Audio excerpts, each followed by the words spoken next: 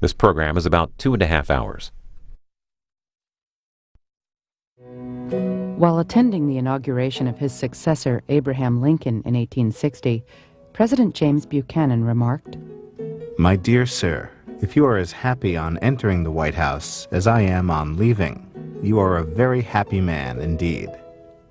Following Lincoln's swearing-in, Buchanan returned to his estate, Wheatland, in Lancaster, Pennsylvania, and for the next 7 years, before his death on June 1, 1868, quietly retired from public life. On April 23, 1791, James Buchanan was born in a log cabin in Cove Gap, near Mercersburg, Pennsylvania. Over 6 feet tall with broad shoulders, his most defining physical characteristic was his contorted neck. In order to compensate for the nearsighted vision he suffered in one eye and the farsighted vision in the other, Buchanan would cock his head to one side and close the eye he did not need in order to focus. While cartoonists made light of the white hair he combed into a peak on the top of his head, writers described his personality as both courteous and loyal. He was also known to have been a generous man, lavishly giving money to family, friends, and the poor. Additionally, Buchanan bought slaves in Washington in order to turn around and free them in Pennsylvania. Ironically, however, the Dred Scott decision was handed down by the Supreme Court on March 6, 1857, 2 days after Buchanan's inaugural. While Buchanan opposed slavery on moral grounds, he also thought it was rooted in the Constitution and could not be changed. Buchanan's administration was quickly plagued by the issue of whether Kansas should be admitted as a free or slave state. Before the 15th president was elected into office, he served in the House of Representatives and the Senate. He was also appointed Secretary of State and Minister of Great Britain. While supporters praised his integrity, critics complained that he was not a consistent political ally. In 1832, Andrew Jackson assigned him to serve as U.S. Minister to Russia, and later remarked, "It was as far as I could send him out of my sight, and where he could do the least harm. I would have sent him to the North Pole if we had kept a minister there." Buchanan was the first and only bachelor president. While in his 20s, he was engaged to Anne Coleman. She ended their relationship before the wedding for unknown reasons, and soon after died. Some speculate that she committed suicide. Buchanan was devastated. "I have lost the only earthly object of my affections, without whom life now presents me a dreary blank. My prospects are all cut off, and I feel my happiness will be buried with her in the grave." Harriet Lane, whom Buchanan described as a mischievous romp of a niece, acted as hostess throughout his presidency. Buchanan was a Democratic candidate for president twice before his actual election in 1856, with Vice President John Breckinridge.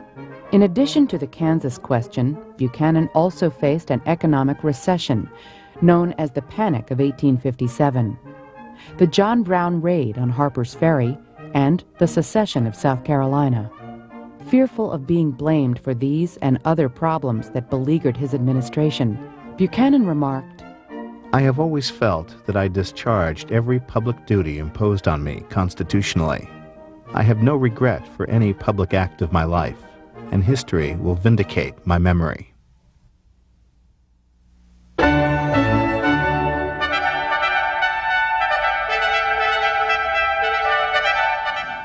Good morning from Lancaster, Pennsylvania. We're about an hour west of Philadelphia, about an hour north of Baltimore. In 1848, then Secretary of State James Buchanan bought a home here called Wheatland. We're at Wheatland as our American Presidents series continues with the life of our 15th President, James Buchanan. He was in the running for the presidency several times before being nominated and winning in 1856. He conducted his entire campaign that year from an office in this house, which we'll see in a few moments. He served one term. He was not renominated in 1860, and when he left the presidency, he returned here, where he died in 1868, and he's buried in Lancaster. Over the next 2.5 hours, our guests are Carl Reisner, a history teacher at Mercersburg Academy. Mercersburg, near Buchanan's birthplace. It's about 100 miles west of here. Buchanan spent his early years in Mercersburg. We'll also be joined by Richard Keller, Professor Emeritus at Millersville University. That's a little bit closer. It's just a few miles from here. We'll also tour Wheatland with Tour Coordinator Steve Trapnell and Executive Director Kathy Bratton. As always, our phone lines are open for your questions and comments about James Buchanan.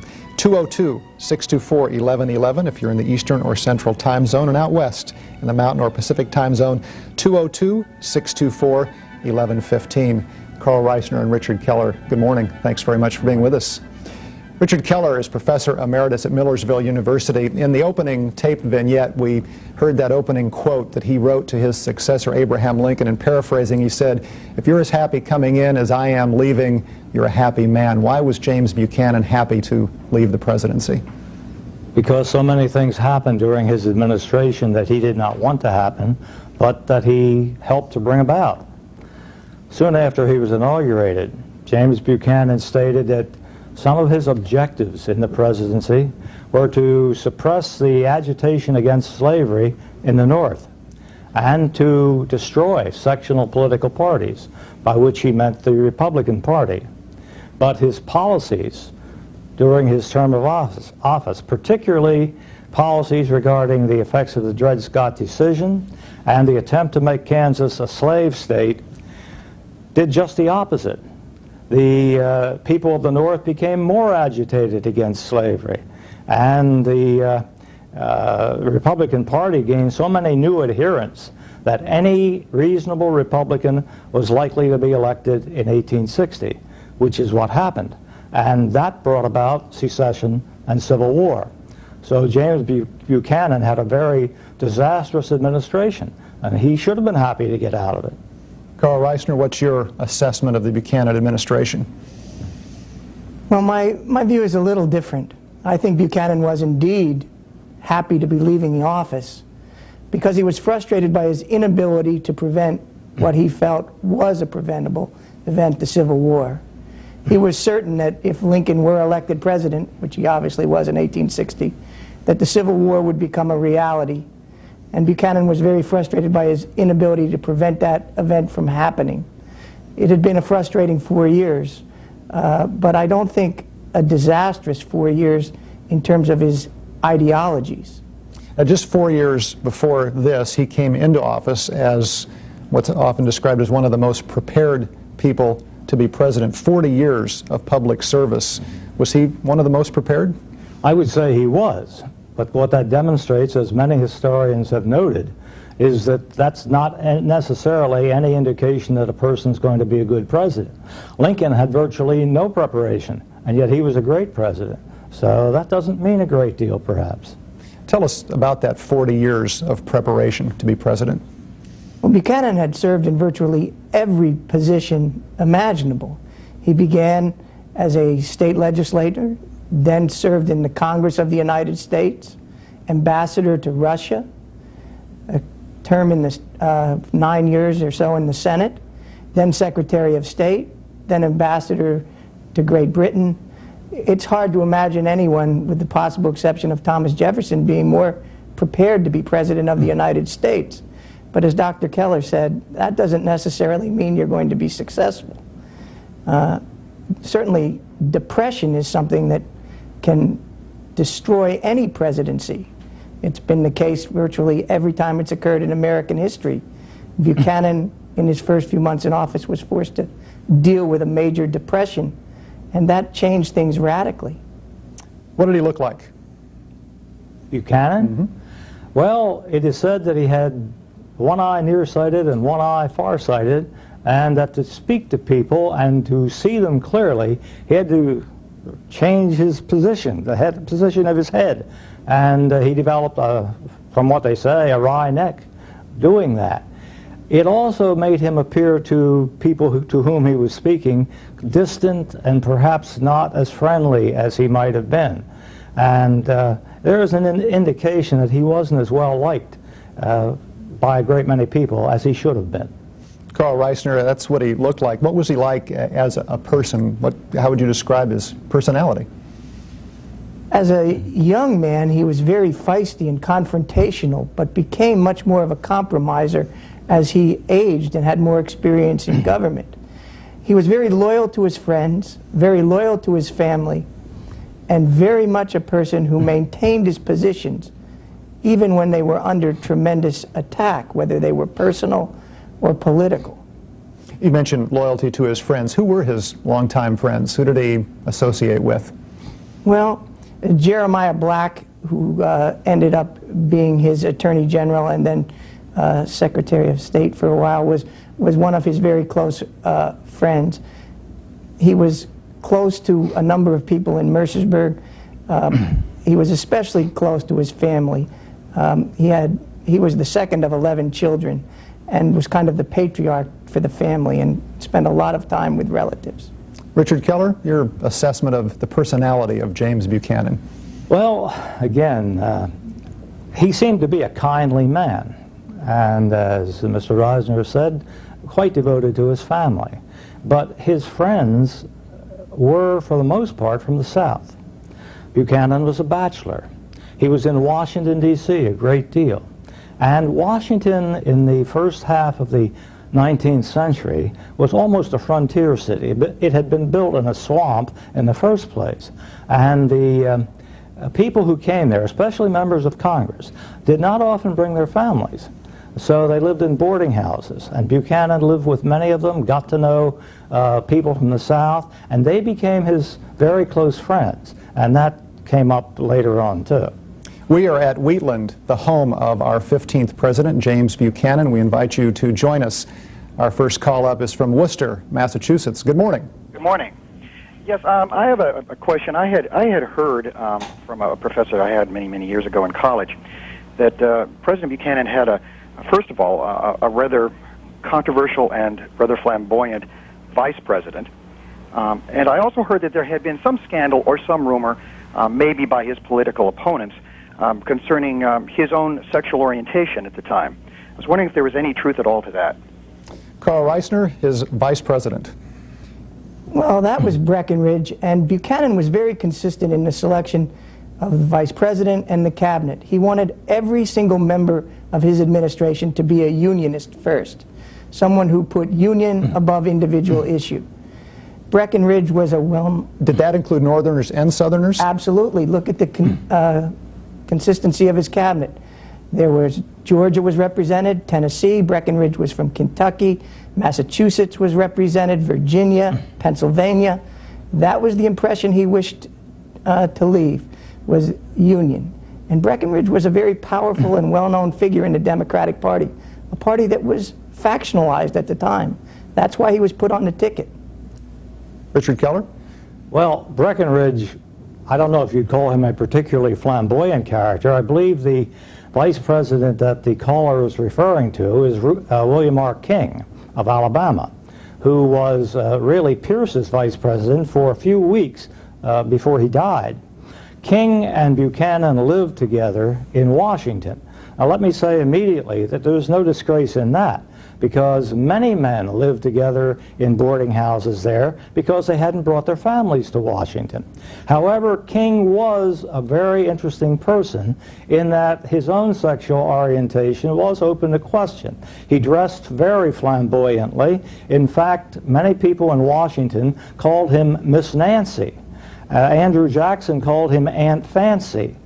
And when King was sent to, I believe, France as ambassador there, he wrote back to Buchanan saying, "I hope nobody replaces me in your affections." But there is no real evidence that Buchanan was involved in that way that some people suspect. We simply have no evidence. Burlington, North Carolina. Good morning. Good morning. I was have had a question just about the previous caller. I read John Updike's book, Memoirs of the Ford Administration, which he has a biographer trying to write a biography about Buchanan and his sexuality. And he makes a statement that perhaps, from our viewpoint, all 19th century friendships were a little bit ambiguous just because of their nature, such as Herman Melville, Nathaniel Hawthorne, and Pierce. So I would wonder if you have any comments on that, and I'll hang up and listen. Carl Reisner. I agree with Dr. Keller. In the research that I've done, my conclusion is that Buchanan was so devastated by the loss of Ann Coleman that he didn't want to put himself through that kind of a relationship again. It had destroyed him emotionally for a time. But I haven't found anything that suggests that he was homosexual. We'll take another call and then look at some footage of where Mr. Buchanan was born and where he lived in the early days. Before that, though, Erie, Pennsylvania, good morning. Hi, good morning. My question is, as Minister to Britain under Pierce, Buchanan helped write the Ostend Manifesto for the acquisition of Cuba from Spain. I was wondering if you could comment on his participation in that and how it might have affected his election in 1856. Carl Reisner? That's true, and the language was rather threatening. Buchanan is accused of that. There's no question about the fact that the North saw the Ostend Manifesto and the attempt to purchase Cuba as an attempt to expand the slave holdings. It affected Buchanan's position negatively, I would say, in the North. We mentioned at the beginning of this that you are from the Mercersburg Academy, about 100 miles west of here, near the birthplace of James Buchanan. We've got some footage of where he was born near Cove Gap, Pennsylvania.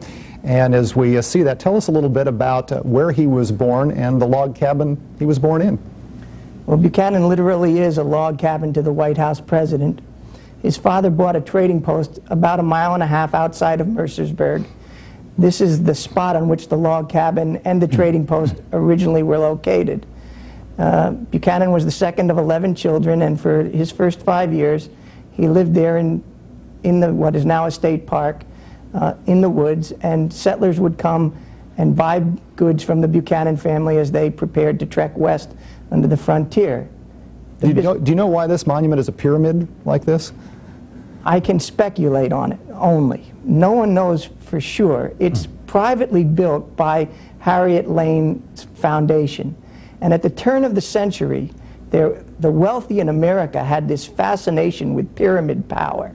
People like Morgan and Ford, and I speculate that she was one who was interested in this concept as well. We have never really been able to figure out why such a monument was just, it's not particularly attractive, to be honest about it. It certainly isn't consistent with the time period in which he was born. Now, on the grounds of the Mercersburg Academy where you teach is the log cabin. Tell us how it came to be there. Well, the cabin has actually been moved twice. They were going to tear down all the buildings because they were in very bad disrepair along the original site, except for 2. This one was the only one that looked habitable. It was moved the first time into the borough of Mercersburg and was actually a dwelling there until the 1920s. It was then moved from Mercersburg to Chambersburg, where it served as Democratic County headquarters for about 30 years. But as the cabin fell into disrepair and as technology expanded, the facility was seen as inadequate for the headquarters, and it was going to be torn down when a group of local historians and interested people in preservation looked for a way to save it. And the headmaster at the time at Mercersburg Academy, Dr. Tippett, offered a piece of ground and offered to maintain the cabin. And so in 1953, it was moved to its present site, which is on the Academy grounds. How many students at the Academy? Just a little over 400, grades 9 through 12. Next call is from Phoenix. Good morning. Good morning. I'm just wondering if you're familiar with a book recently out by Nathan Miller entitled The Star-Spangled Men, in which he attempts to name, in his opinion, America's 10 worst presidents, and unfortunately Mr. Buchanan's one of them.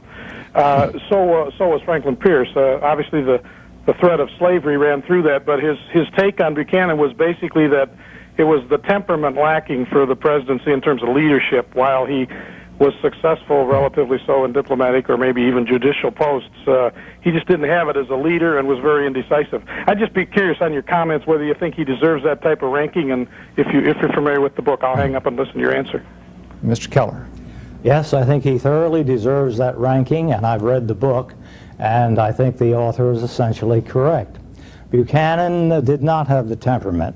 He perhaps did not have the kind of friends that would have helped him overcome the problems that any president would have faced at that time.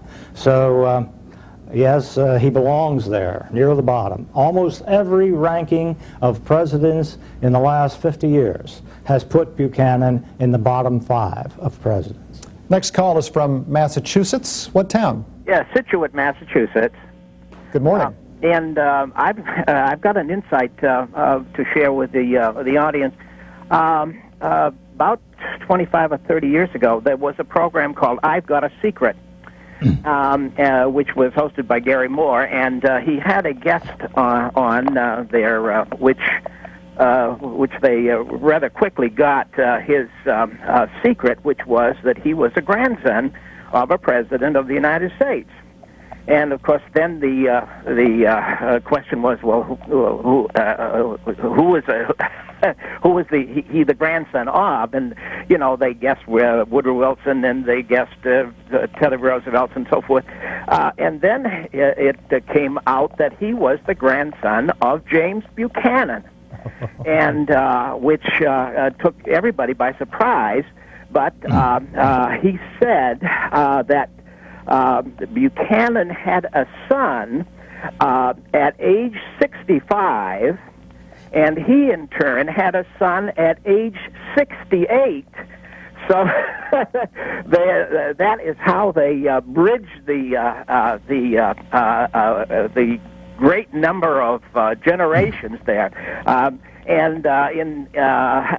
would be interested in hearing your comments. Mr. Reisner. I don't think it's true. I'd like to see the documentation. I think it would have taken Buchanan by surprise, too. I don't think there are any direct descendants of James Buchanan. What I suspect is that it might have been really the grandson of John Tyler, because he had one living into the late 20th century. He's still alive, in fact, yes, on our Tyler program. Yes, he is still alive, that's right. At the hotel last night, I noticed in the information about tourists there were a number of these kinds of brochures, and this was about Wheatland for folks who visit this area. And it's talking about the house, and in this description, it talks about people coming here for dinner, and it says Buchanan was always, quote, the life and soul of the dinner. If you had an opportunity to have dinner with James Buchanan, what would you like to talk about? Well, I think I'd like to talk about his reputation and give him a chance to defend it. Dr. Keller is absolutely correct when he says that virtually every ranking of the presidents has placed Buchanan near the bottom. My own feeling is that that's a bit unfair, and I would like to give him a chance to defend himself and to talk about the issues and what might have been done.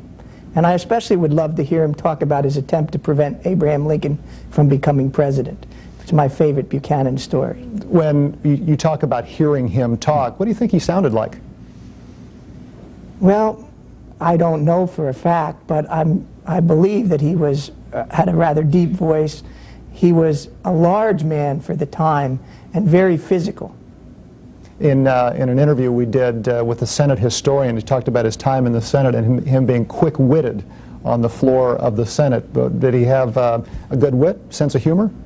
A good sense of humor. He was the life of a party. When he was elected in 1856, the Washington social scene was elated because Franklin Pierce had been such a dullard, and they expected things to become really live and active, which they did for a time become. But then in October of '57, the recession hit, and the parties ended, at least to a degree. At least for a short time, the life of the party? Well, that would surprise me, quite frankly. All the impressions I've gotten of Buchanan from the writings of people about him are that he did not have a particularly quick wit, nor did he think fast on his feet. And you can actually read what he thought about the defense of himself. He wrote essentially his memoirs after he left the presidency. We're going to take 2 more calls and then begin a segment of the program looking at some of the rooms on the first floor. Before that, the first of our 2 calls, Manville, California. Good morning. Good morning. Turn the volume down on your TV. We'll be able to hear you a little bit better. Say that again? If you turn the volume down on your television, we'll be able to hear you. I'm muting it. Is that all right? There you go. Yes, ma'am. Well, now what I'm wondering about is I understand he was instrumental in doing the Butterfield stage? And also, what was his position on Indians? Very important to me. What is the Butterfield stage? The Butterfield stage was a stagecoach that went, I think, from St. Louis to California. And it was during his time that they did the Butterfield stage, that they built the Butterfield stage. Do you know anything about it? I know it was during his time. Thanks for the call. Either know about the stage? I don't know a great deal about it, although I believe it was during Buchanan's administration that the Pony Express got started. It only lasted about a year. But to what extent Buchanan himself was involved in setting up these things, I don't know. It may have been his cabinet member. St. Louis Park, Minnesota. Good morning. Good morning. My name is Joyce, and I'm calling because I'm interested in the party split, the Democratic Party split in 1860, you know, between the northern and southern factions of the party. And did Buchanan play a role as peacemaker or as part of the problem in that? And was that the reason Lincoln was elected? Mr. Reisner. Well, there were actually, I would say, basically three factions in the Democratic Party. Northern Popular Sovereignty Democrats, Unionist Democrats, and Southern Democrats. Buchanan certainly played a role. He believed fervently that extremists were the danger of the country. And therefore, he disliked Stephen Douglas in his own party as much as he distrusted and feared Abraham Lincoln. His goal was to hold the party together. He obviously didn't succeed in doing that. Go ahead. I would like to comment on that. Buchanan furthered the split in the Democratic Party at that time. You must remember that the Democratic conventions during the 19th century, it took a two-thirds vote of the delegates to nominate a presidential candidate. Buchanan had achieved that in 1856 because Douglas withdrew as a candidate after Buchanan got a majority and gave Buchanan a chance to get to two-thirds. Well, Douglas got a majority in the 1860 Charleston Convention, and someone telegraphed Buchanan saying, Douglas withdrew for you in 1856. You should do the same thing for him now. Well, Buchanan refused to do it and was probably very irritated by the fact that the person had sent the telegram collect, and he had to pay $28.60 to get it. But the split in the Democratic Party, nominating two different presidential candidates, did not elect Lincoln. Lincoln would have won anyhow. We are at Wheatland, the home of James Buchanan, the 15th president. And joining us for a segment coming up is the tour coordinator of Wheatland, Steve Trapnell. He's about 15 feet from where we're sitting. He's right across the hallway over there. Good morning, Steve. Good morning, Lou. If you would, before you take us on a tour over there, tell us briefly about the room that we're in. Sure. Well, I'd like to welcome all of you to Wheatland. And the room where you're sitting right now was actually James Buchanan's sitting room. That's where he would have met with political associates and visitors who came to see him, right here in the front of the house. And on the other side of the front of the house, right across the hall, is the parlor here at Wheatland. This is the room where Buchanan's niece, Harriet Lane, would have met with visitors who came to see her. Of course, later on, she went on to serve as Buchanan's first lady, since he was single during his presidency. And this is also the room where the whole Buchanan family would arrive in the evening, probably after dinner, and they would spend some time here. A number of pieces in this room did belong to the Buchanans, specifically to Harriet Lane. For example, right here between the two front windows, we have a rather elaborate writing desk. This was Harriet's writing desk. And you can see one of the interesting features of it is right down there, the writing surface at about waist level is rather small. Not a lot of space there to prop books open or anything like that. It tells you a little bit about what Harriet would have used the desk for. She probably wrote letters, correspondence there, invitations to parties, things like that. And it really shows you that she helped to handle the social scene for Buchanan. She did that both here at Wheatland and later at the White House during his presidency. You mentioned her being his niece because he did not have children. In a general sense, what was his relationship with a number of nieces and nephews? Well, Buchanan, even though he was single and never had children of his own, he had a pretty close relationship, specifically with Harriet Lane, his niece, and also with her cousin, James Buchanan Henry, nicknamed Buck.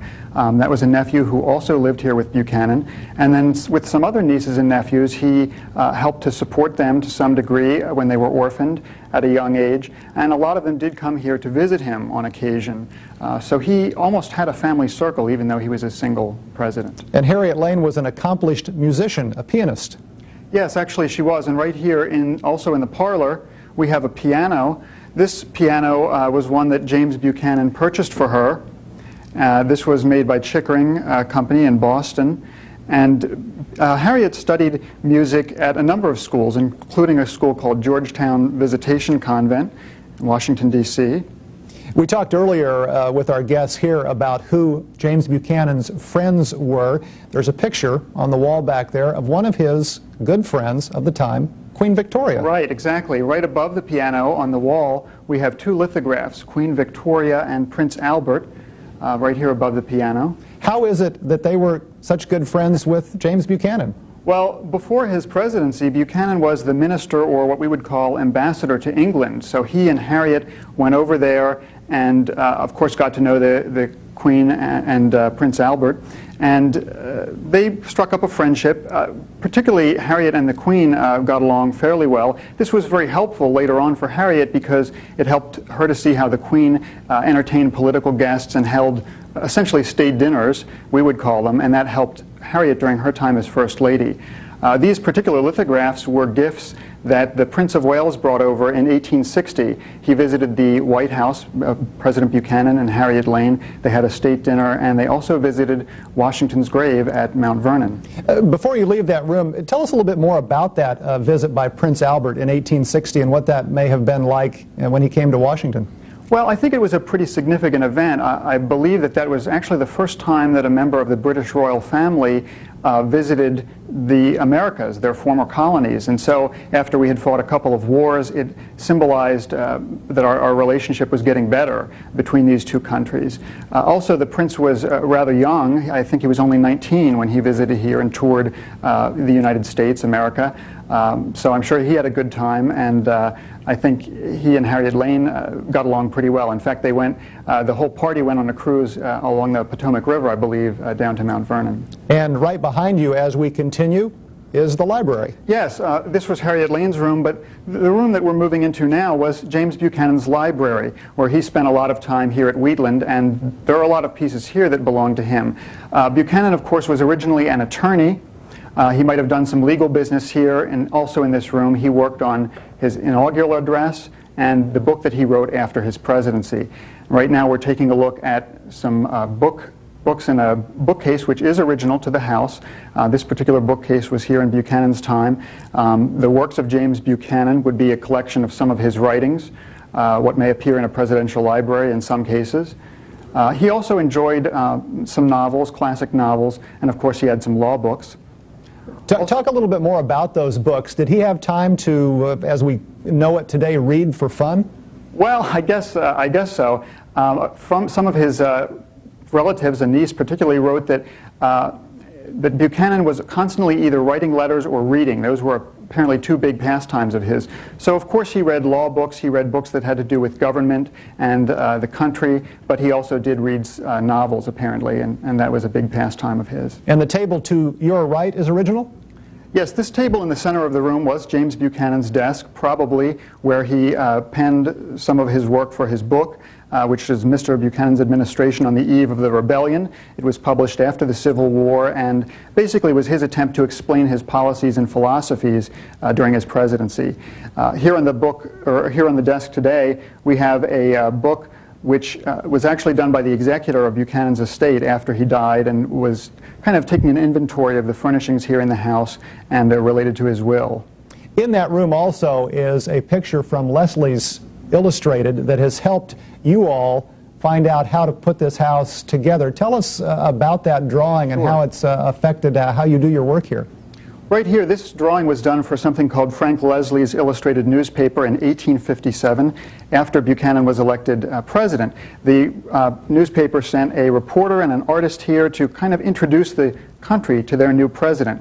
And they did some drawings of Buchanan right here at Wheatland. This shows the library, and this has been very helpful because we've tried to either use Buchanan's own furnishings or find pieces very similar to what he had. And if you look at the library today, you'll see that it's very similar to the way it appeared back when Buchanan lived here. And on the wall, just above and to the left of that Leslie's Illustrated, is a flag, but it's also part of the campaign. Sure, this was, I guess we'd call it a campaign banner today. It has James Buchanan's name from his 1856 campaign, and also John Breckinridge, his running mate, who became the vice president.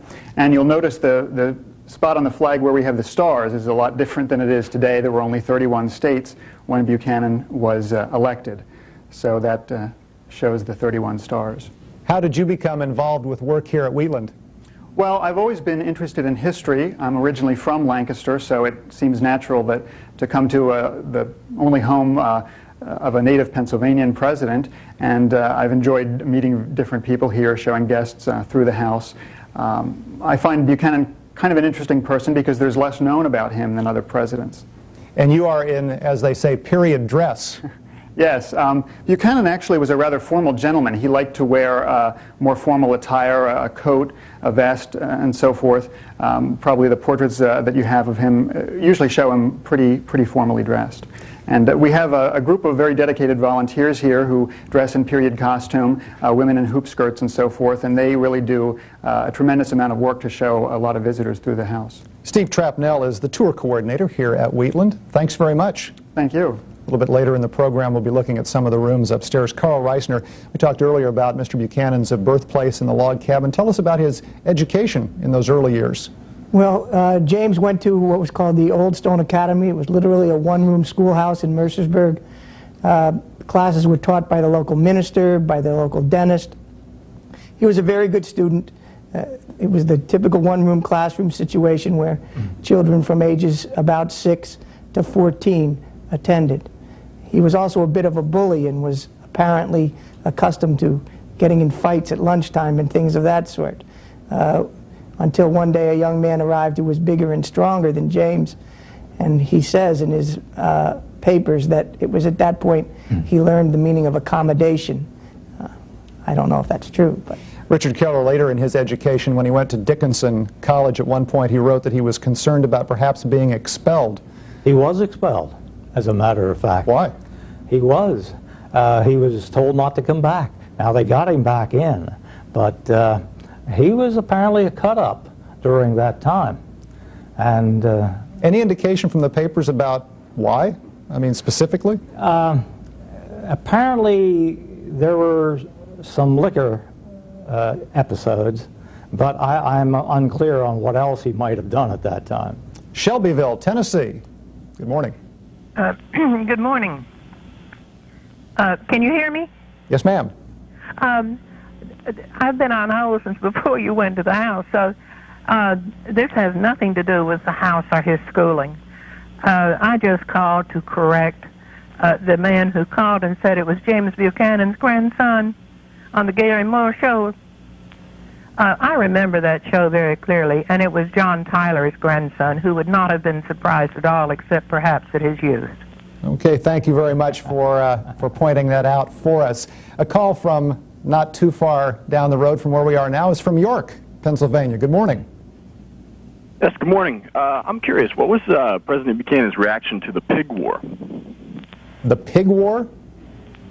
That, I believe, took place in Canada, and over an incident of a killing of a pig, literally, and it almost caused an international incident between Britain and the United States. But fortunately, Buchanan had been minister to Britain and was able to calm the scene.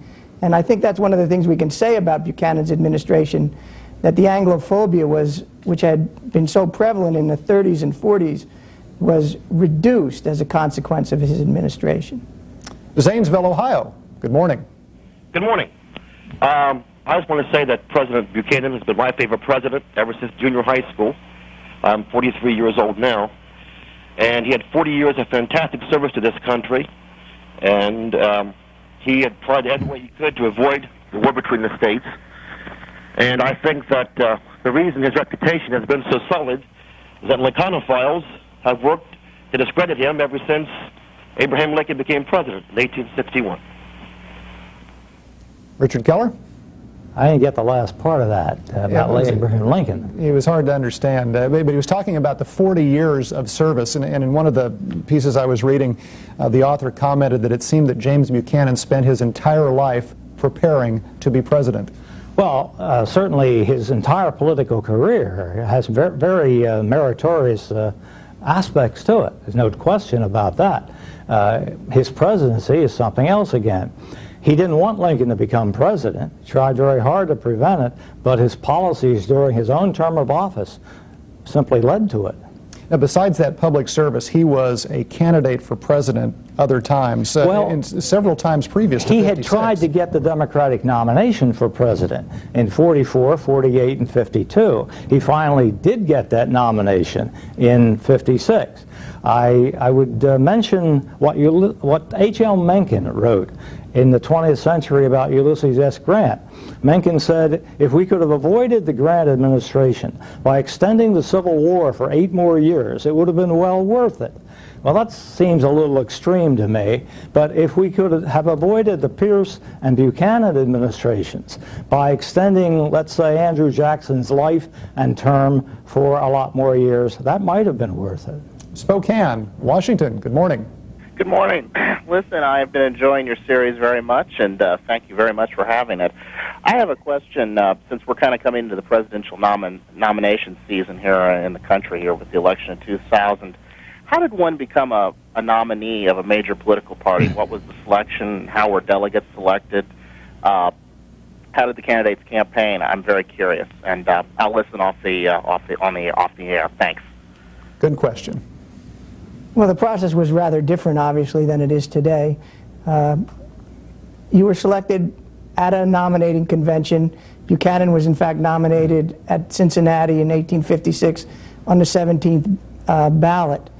Delegates were selected from the individual states, and each state determined how they were going to select their own delegates. But generally speaking, the party leadership had selected the candidates, the primary nominees, before they arrived at the convention. There wasn't the national campaigning or the expense, or obviously the media kind of attention that there is today. I mean, we watched television yesterday and you saw Bush everywhere. Richard Keller, let me get your comments on that as we see some more shots of the library, where I understand in 1856 James Buchanan spent most of his time in this library as the campaign was continuing. Yes, it was considered unseemly at that time for a presidential candidate to go out and campaign for himself. He generally stayed home and allowed his friends to go out and talk. Incidentally, the Democrats in 1856 had the campaign slogan of Buck and Breck. And that worked pretty well, because really that was an awful choice in that campaign. You had Fremont. Well, Ulysses S. Grant, when he was nominated for the presidency in 1868, was asked by the reporters, what about your early political life? And Grant had to confess he had only ever voted once for president, and it was in 1856. And the reporter said, well, whom did you vote for? He said, well, I voted for Buchanan because I knew Fremont. Next call is from Lancaster, Pennsylvania. Good morning. Good morning.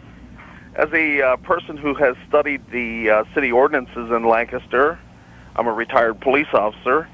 I've seen that James Buchanan left a sum of money to indigent and poor women in Lancaster, but I've never seen that money distributed. I wonder if any of our guests know what happened to that money, and is it still distributed?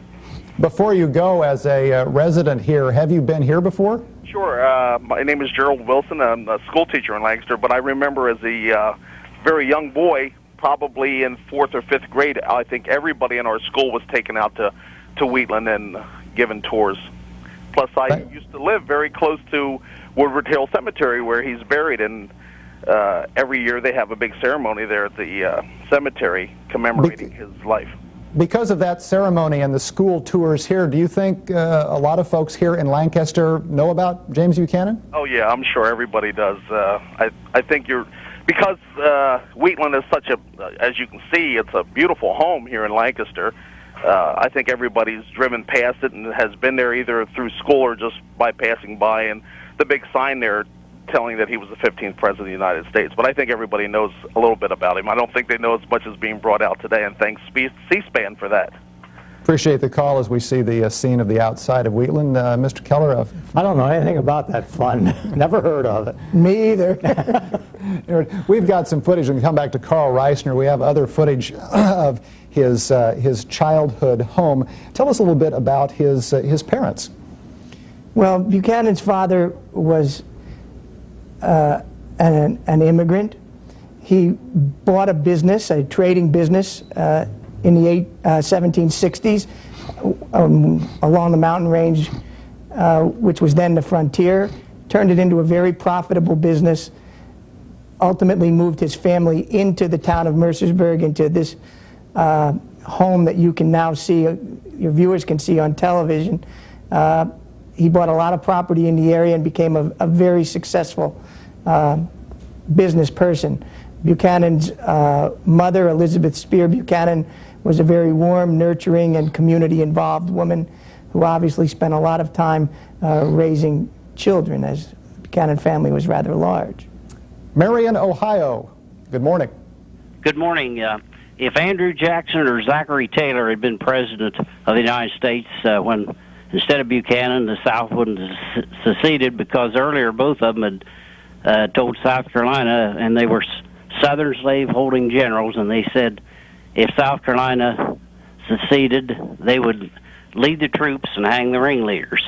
And also, if anybody would have any common sense, would have just bought off the slaves at 9 times the value, they wouldn't have been a civil war either. And the Compton Compromise led directly to that part of the situation. And Lincoln might not have been elected if there wasn't a three-way split in the vote. Not only Douglas and Breckinridge, but there's Bell and Everett that ran. And thanks for a lot of points. Richard Keller, is there one in there you want to talk about? First of all, about the three-way split in the 1860 election. Somebody has done a study of that election. And of course, it was the popular votes which determined which electors won in the states, because the popular vote did not elect the presidents. Even though Lincoln got only about 40% of the national popular vote, he wasn't even on the ballot in the southern states, he carried enough of the northern, very well populated states to win a majority of the electoral vote, and that's what we pay off on. So somebody's done a study and added up all the popular votes cast for candidates other than Lincoln in each of the states, and they have found out that had the votes gone that same way to just one opponent of Lincoln, Lincoln would have lost 11 of the 180 electoral votes he got, but that was still a majority. It was not the split that elected Lincoln. He carried the right states with the big electoral votes. Carl Reisner? Dr. Keller's correct, and let me just add to that Buchanan's last attempt, as he saw it, to save the Union was to prevent Lincoln from being elected. And what he hoped would happen with 4 candidates would be a repeat of the 1824 scenario where the election would be thrown into the House, in which case it's the only time that the House votes by state as opposed to individual member. And it would take a majority of the states, at that point 17, to elect a president. Buchanan had done his research very well. Had that occurred, the House would have voted forever and never would have gotten, it didn't matter which 3 candidates were the top 3 vote getters. So the question then becomes, what happens if the House votes over and over and over again and they can't determine a winner? And the answer is that it goes to the Senate, who would then elect the vice president, who in the absence of a president would have become the 16th president. That would have been a man that probably none of your viewers have ever heard of, by the name of Joseph Lane, who without question would have been elected by the old Senate as the vice president. So the question is, what went wrong with the plan? And the answer is, we're sitting in it, Pennsylvania. In order for the plan to work, Pennsylvania had to vote for one of the three other candidates.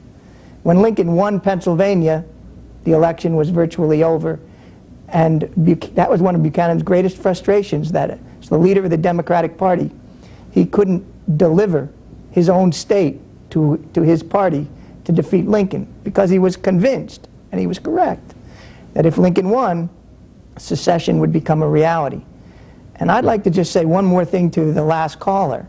One of the great differences between James Buchanan and Andrew Jackson is their view of the Constitution. Jackson had no problem violating the Constitution, basically, on a number of instances, events for which he is today applauded. Buchanan would have found that reprehensible. He was a strict constructionist and very, very, very legalistic. And that, he always maintained that view throughout his entire life. That's one of the things for which he is severely criticized. I think you have to ask the question, when do you really maintain a value or show how much it means to you? When it's not put to the test, or when it is put to the test? I would add that Andrew Jackson acted in the nullification crisis in 1832. That's 28 years before the time we're talking about when secession came up. And Andrew Jackson, don't forget, was a slaveholder and a very strong advocate of slavery. I'm not at all certain that Jackson would have acted in 1860 the way he did in 1832, although Jackson certainly was a strong proponent of the Union and against secession, at least in 1832. Carbondale, Illinois, good morning. Good morning.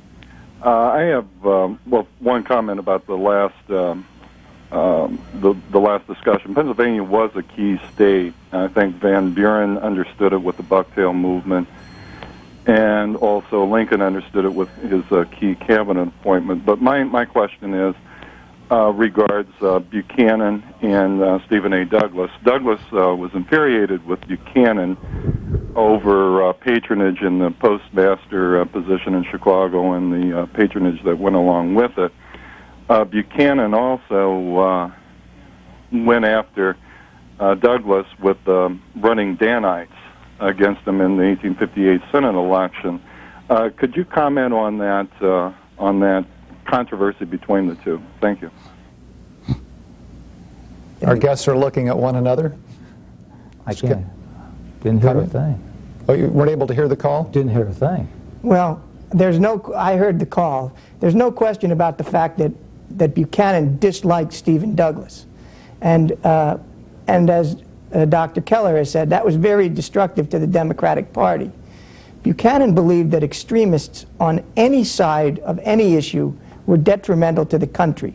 And that's the way he viewed Stephen Douglas, whether rightly or wrongly. He viewed him as an extremist, and he didn't want him to become president of the United States any more than he wanted Abraham Lincoln. And as Dr. Keller said before, Buchanan refused to back off in 1860 and allowed Douglas to become the nominee because he was convinced that he would be as damaging to the Union as Lincoln would be. Go ahead. I think really that Buchanan was more of an extremist than Stephen A. Douglas. Douglas was taking a much more moderate position on such a thing as the Lecompton Constitution and a variety. With popular sovereignty was a moderate viewpoint. Douglas also contributed for about $42,000 of his own money to elect Buchanan in 1856. And Buchanan wrote a thank you letter to him and addressed it to the Honorable Samuel A. Douglas, which didn't help matters at all. One more call, and then we'll be taking a short break. Seattle, good morning. Good morning. I wish we could have a better answer to the question on the pig war. I think that was a very serious dispute on a parallel line between what is now the state of Washington and what is now British Columbia. And I think it included the San Juan Islands that are now, of course, part of the United States and part of the state of Washington. So the respondent kind of passed it off as he was puzzled by it or something. But if you live in the state of Washington, it was a pretty big question. Can you elaborate on that more? Is that something you've studied in school there? Yes, when I was in grade school. And I think the parallel with the slogan was 44-40 or fight. Oh, that's yours. Thanks. Well, the issue of the boundary had been established. The 49th parallel became the boundary. Polk ran on a 54-40 or fight platform, and Buchanan, of course, was his Secretary of State. And ultimately, what happened was that there was a tremendous dispute between Britain and the United States as to where the northern boundary of the United States, separating the United States and Canada, existed. And Buchanan acted in this situation to deter Polk from pushing for war and accepting the compromise of the 49th parallel, which at the time was obviously a very wise decision, because the United States was already embroiled in a war with Mexico. To go to war with Britain simultaneously would have been, I think, disastrous for the United States. And this was James Buchanan at his best. Conciliation and consensus. Those are two of the principles around which he organized his life. It's one of the things for which he is criticized as an administrator. Lincoln tended to be president and bring the cabinet in and ask them their opinions and then do what he wanted to do anyway. But Buchanan tended to rule by consensus. Listen to all the views, get a majority opinion, and then go with it. And conciliation was big. And you're right, the 49th parallel issue was a big issue in the western portion of the country. And Buchanan played a major role in resolving what in Pennsylvania we call the Oregon dispute. Carl Reisner is a history teacher at the Mercersburg Academy in Mercersburg, Pennsylvania, about 100 miles west of here, roughly. Also joining us, Richard Curtis at Millersville University. Where is Millersville from where we are? This program is about 2.5 hours. While attending the inauguration of his successor, Abraham Lincoln, in 1860, President James Buchanan remarked, "My dear sir, if you are as happy on entering the White House as I am on leaving, you are a very happy man indeed." Following Lincoln's swearing in, Buchanan returned to his estate, Wheatland, in Lancaster, Pennsylvania, and for the next 7 years, before his death on June 1st, 1868, quietly retired from public life. On April 23, 1791, James Buchanan was born in a log cabin in Cove Gap, near Mercersburg, Pennsylvania. Over 6 feet tall with broad shoulders, his most defining physical characteristic was his contorted neck. In order to compensate for the nearsighted vision he suffered in one eye and the farsighted vision in the other, Buchanan would cock his head to one side and close the eye he did not need in order to focus. While cartoonists made light of the white hair he combed into a peak on the top of his head, writers described his personality as both courteous and loyal. He was also known to have been a generous man, lavishly giving money to family, friends, and the poor. Additionally, Buchanan bought slaves in Washington in order to turn around and free them in Pennsylvania. Ironically, however, the Dred Scott decision was handed down by the Supreme Court on March 6, 1857, 2 days after Buchanan's inaugural. While Buchanan opposed slavery on moral grounds, he also thought it was rooted in the Constitution and could not be changed. Buchanan's administration was quickly plagued by the issue of whether Kansas should be admitted as a free or slave state. Before the 15th president was elected into office, he served in the House of Representatives and the Senate. He was also appointed Secretary of State and Minister of Great Britain. While supporters praised his integrity, critics complained that he was not a consistent political ally. In 1832, Andrew Jackson assigned him to serve as U.S. Minister to Russia, and later remarked, "It was as far as I could send him out of my sight, and where he could do the least harm. I would have sent him to the North Pole if we had kept a minister there." Buchanan was the first and only bachelor president. While in his 20s, he was engaged to Ann Coleman. She ended their relationship before the wedding for unknown reasons, and soon after died. Some speculate that she committed suicide. Buchanan was devastated. I have lost the only earthly object of my affections, without whom life now presents me a dreary blank. My prospects are all cut off, and I feel my happiness will be buried with her in the grave. Harriet Lane, whom Buchanan described as a mischievous romp of a niece, acted as hostess throughout his presidency.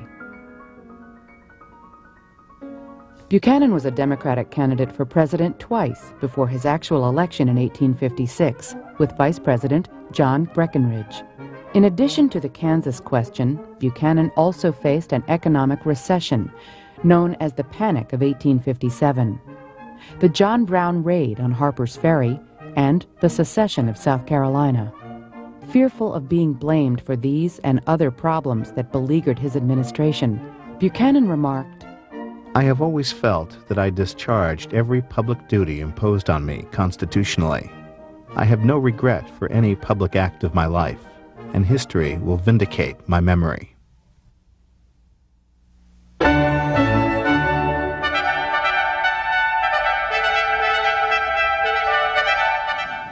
Good morning from Lancaster, Pennsylvania. We're about an hour west of Philadelphia, about an hour north of Baltimore. In 1848, then Secretary of State James Buchanan bought a home here called Wheatland. We're at Wheatland as our American Presidents series continues with the life of our 15th President, James Buchanan.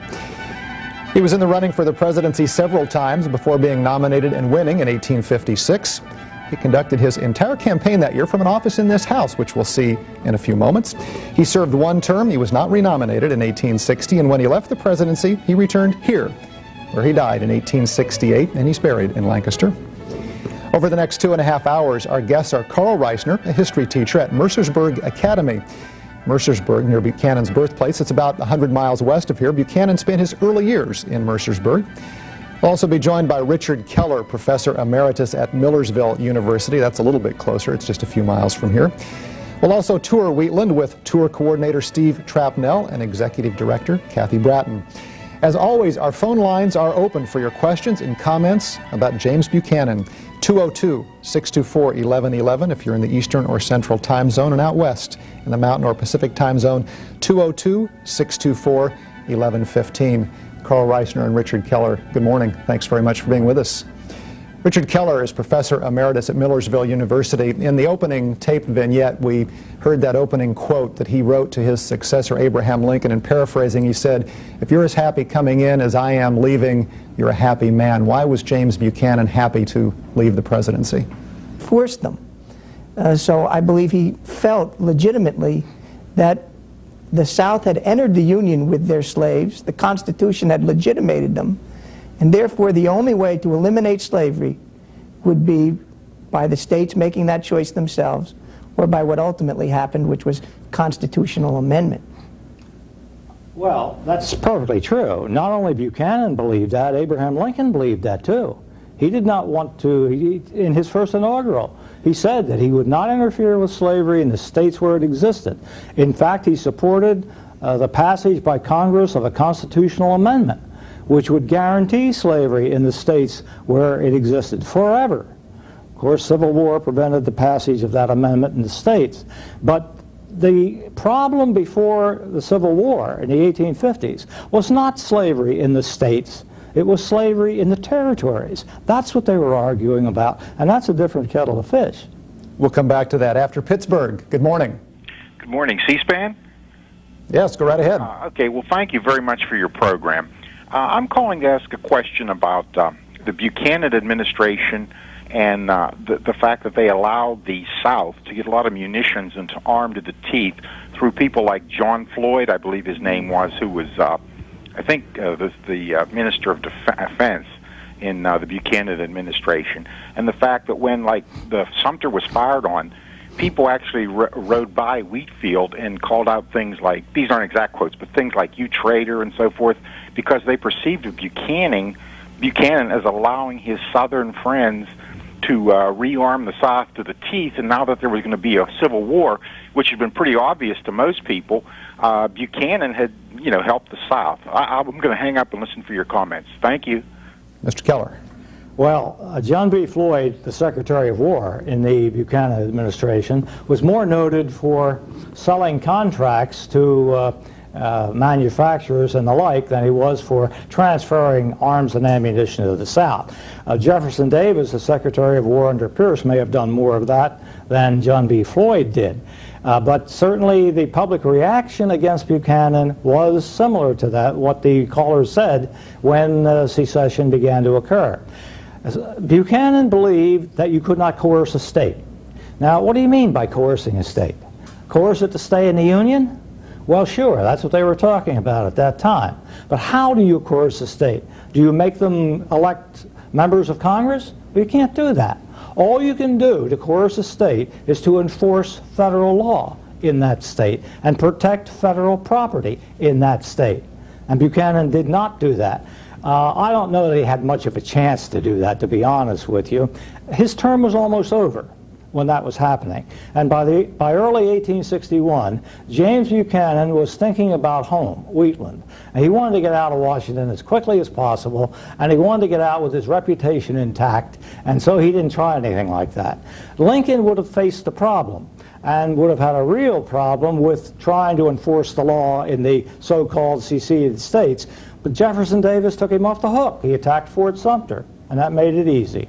Carl Reisner, I want you to expand a little bit on something that Richard Keller said earlier about slavery in the territories, and in conjunction with that midterm election of 1858, which included the Lincoln-Douglas debates and this whole issue of slavery or free in Kansas, and how that played into the political formula at the time.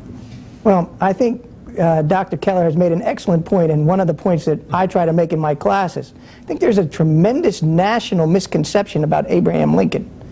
He was not opposed to slavery. He was opposed to slavery extension. That's an entirely different thing. If you read the speeches that Lincoln gave in the Lincoln-Douglas debates, some of them today you would label as racist in 1858, some of his comments. He was a consummate politician, and he knew that in southern Illinois there were a lot more pro-slavery opinions than there were in northern Illinois. And read those speeches. Lincoln actually says that he doesn't see the two races as equal in one of those speeches.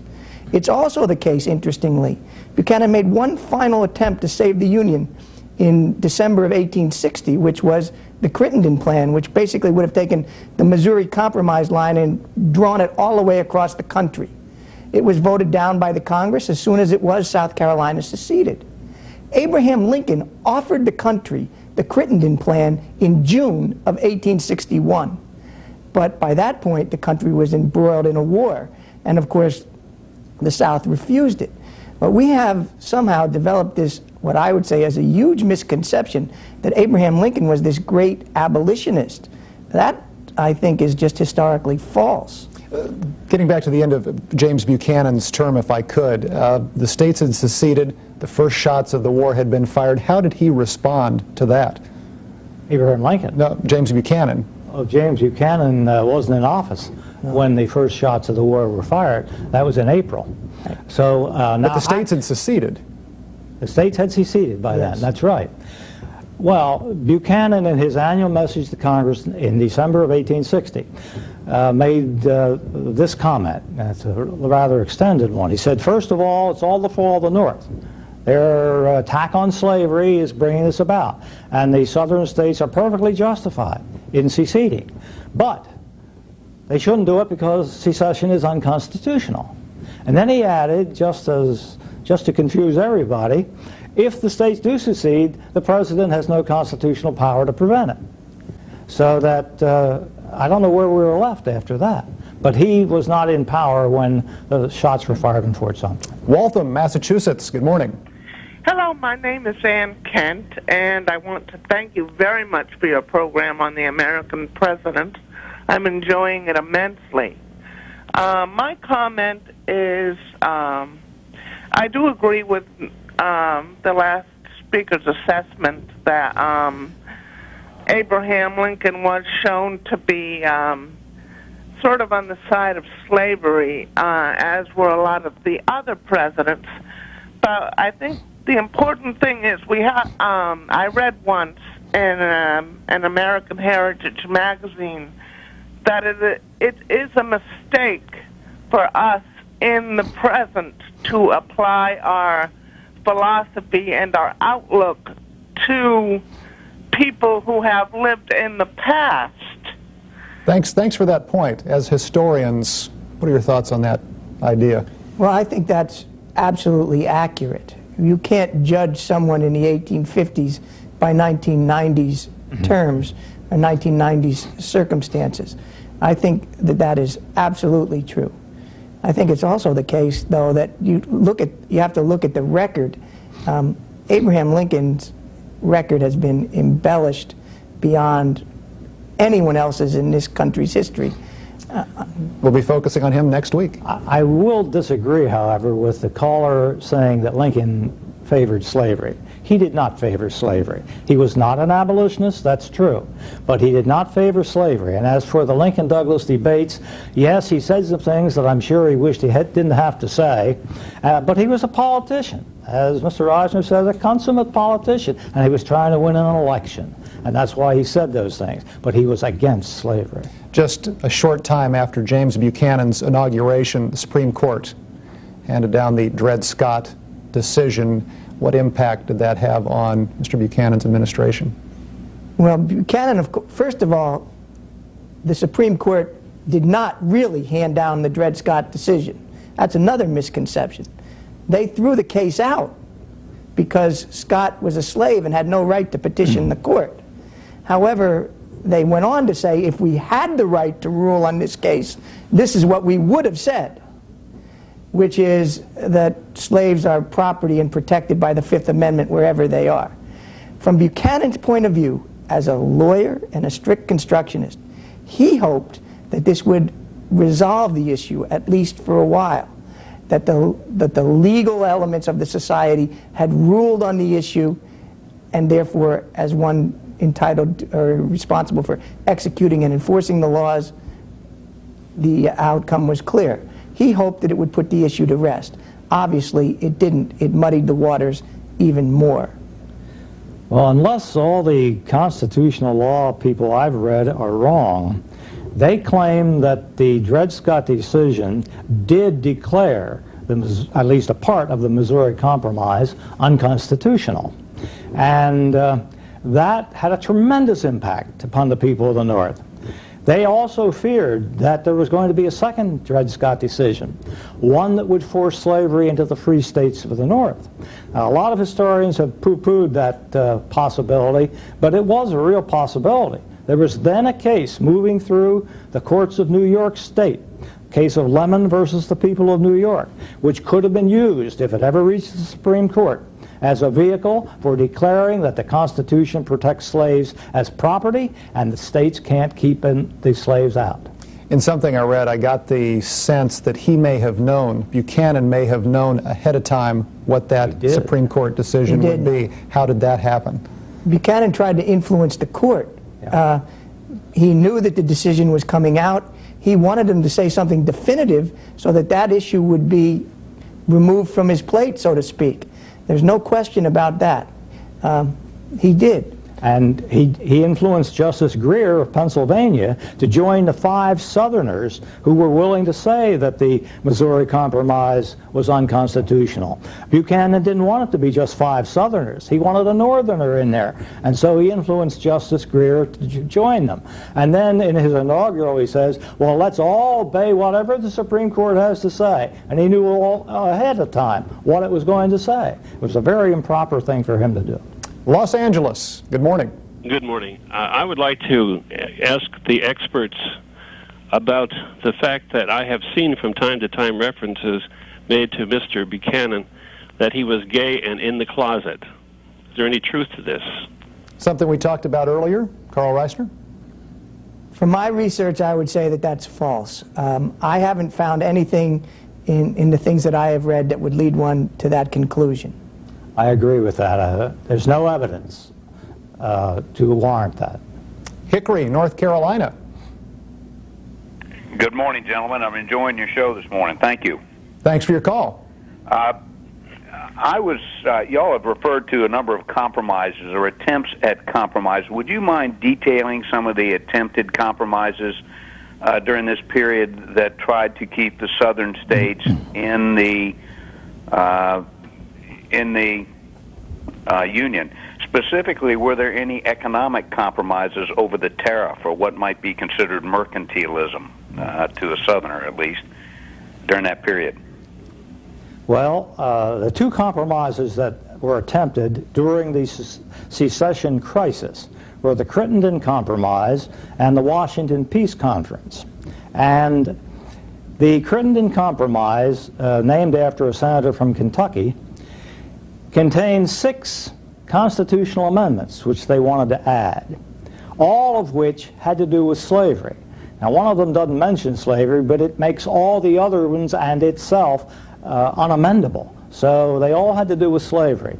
The Washington Peace Conference came up with just one constitutional amendment, but it had 7 sections. And all 7 sections had to do with slavery. They didn't go into economics. They didn't go into states' rights. They didn't go into anything like that. They just went into slavery, which tells you what caused the Civil War. Lebanon County, Pennsylvania, good morning. Good morning. What part of the state are you in? I'm in the county due north of where you are right now. Thanks for the call. I'm calling because when you showed the maps of Pennsylvania and little dots of towns that meant something to James Buchanan, you didn't have Lebanon, Pennsylvania on there. And Tell us about it. Pardon? Tell us about it. We have a little house here in Lebanon, Pennsylvania, which might be like half an hour, 45 minutes north of where you are right now. And in that house is a museum. And when I toured that with my children a number of years ago, they told us that that was a law firm for James Buchanan. I don't specifically recall them saying he had a house in the area. My memory kind of serves me that he boarded here, but that he did have a law firm here. Do you know anything about that? Or, I mean, are they right or wrong? We'll find out. Carl Reisner? I'm not sure. We're hoping to find out. It wouldn't surprise me if he did in fact, I'm sure he did do legal business in Lebanon County, so that may well have been the place where he had an office when he was doing that. Very early in his career, I would say, yes. But I don't know any more about it either. We talked a little bit earlier about his birthplace near Mercersburg. You were at the academy there. We've got a little videotape of your hometown there. Tell us a little bit about Mercersburg. Mercersburg is a very old town. Its history goes back to 1750. Prior to the Revolution, it was at one point the frontier. Some might argue it still is. It's named after General Hugh Mercer, an American Revolutionary War general. And of course, it's the birthplace of James Buchanan. It's a very historical town, remains so, and it's primarily a kind of bed and breakfast town today, not a lot of industry in or around the town. You mentioned, sort of jokingly, the frontier in the late 1850s. Where was the frontier? The 1850s or the 1750s? 1850s, at the time of Buchanan's administration. Well, that would be, I mean, I would say you would call that the West today, with the exception of California, which was very well settled by that point. But places like Utah and Oregon and Washington today, they were the frontier in those Kansas places. was on the frontier at that time too, wasn't it? Yes. San Francisco, good morning. Good morning, gentlemen. To say that we can't judge people guilty of crimes against humanity 130 years ago is somewhat cruel, actually. It's rather cruel and absurd. Enslaving human beings, breeding them, working them to death, and selling them like cattle was wrong 130 years ago, and it's certainly wrong today. And I think we as American citizens are getting quite tired of hearing people such as your guest say this absurdity. We'll certainly never say that we could not judge Adolf Hitler of 50 years ago by today's standard, and I just think it's quite shameful that people consistently say this stuff about slavery, and it's just asinine, and I'm just upset, and I'm wondering why doesn't C-SPAN say something at least in the defense of this, because it's really upsetting a lot of people who are descendants of slaves when we hear this type of talk. And then finally, I feel it's also unfortunate that your guest here has consistently attempted to tear down Lincoln while attempting to give excuses for the other forefathers, and that seems to be another pattern, and I think that's somewhat sad too. Thank you very much. Thanks, California. Well, let me try to defend myself. First of all, I think slavery is a moral outrage. Agree 100% with the caller. I think it always was and always would be. I think Buchanan and Lincoln both would have agreed. However, I think that in those days, they would have been considered, their point of view would have been considered liberal in the 1850s. It would be considered quite conservative, maybe even bordering on racist at times in the 1990s. That was my point. And I wasn't trying to put down Abraham Lincoln. I don't believe for a minute that James Buchanan was a president equal to Abraham Lincoln. What I was saying was that Lincoln was not an abolitionist. And I think if you examine the historical record, that you will come to that conclusion as well. I agree with him. Earlier, Steve Trapnell was showing us the library and talking about James Buchanan, saying that he read and wrote a lot of letters. In your research, what have you found from his correspondence that's been particularly helpful in your knowledge of him? He wrote a lot of letters.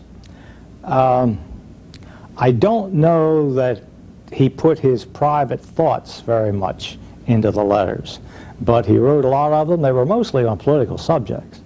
And he was trying to build coalitions, trying to get the vote where he wanted the vote, and so forth. Other than letters to members of his family, of course. Are there places where he did write his private thoughts? To what? Are there places where he did write his private thoughts? Oh, I don't know if he even put them in his memoirs, did he? Well, I haven't read everything. I mean, you can get inklings into his private thoughts. But he was a consummate politician in what he wrote. I mean, he was very careful, I think, in his writings. Yes. Our next call is from Illinois. What town? Peoria Heights, Illinois. Good morning. Yes. Thank you so much for this program. It's very educational. I'm enjoying it very much. My question is about the fact, considering that James Buchanan was a bachelor, didn't he have a relative, I believe it was a niece, that was there in the White House with him and helped him as far as his social engagements? I'd like some comments on that. Thank you very much. Well, yes, he certainly did, Harriet Lane. They had some disagreements, however. Buchanan would not allow her to have dancing parties in the White House, and she objected to that very much. But other than that, they got along, I think, quite well, and she did serve as his social secretary. He was opposed to dancing? Well, no, not necessarily, but he didn't want it in the White House. Mr. Reisner? That's true. He was very protective of his niece, had very high moral standards. But he did enjoy having a good time, and there was a great deal of socializing that went on the first 4 or 5 months that Buchanan was president. But then once the recession hit, he was a sufficiently intelligent person to know that it wouldn't create a great national image to have the president enjoying himself while so many people were unemployed, and so that ended. Belleville, Illinois, good morning. Good morning. I want to thank you for your program. I think it's wonderful, and I'm glad that you all are going to be out here next week in Springfield.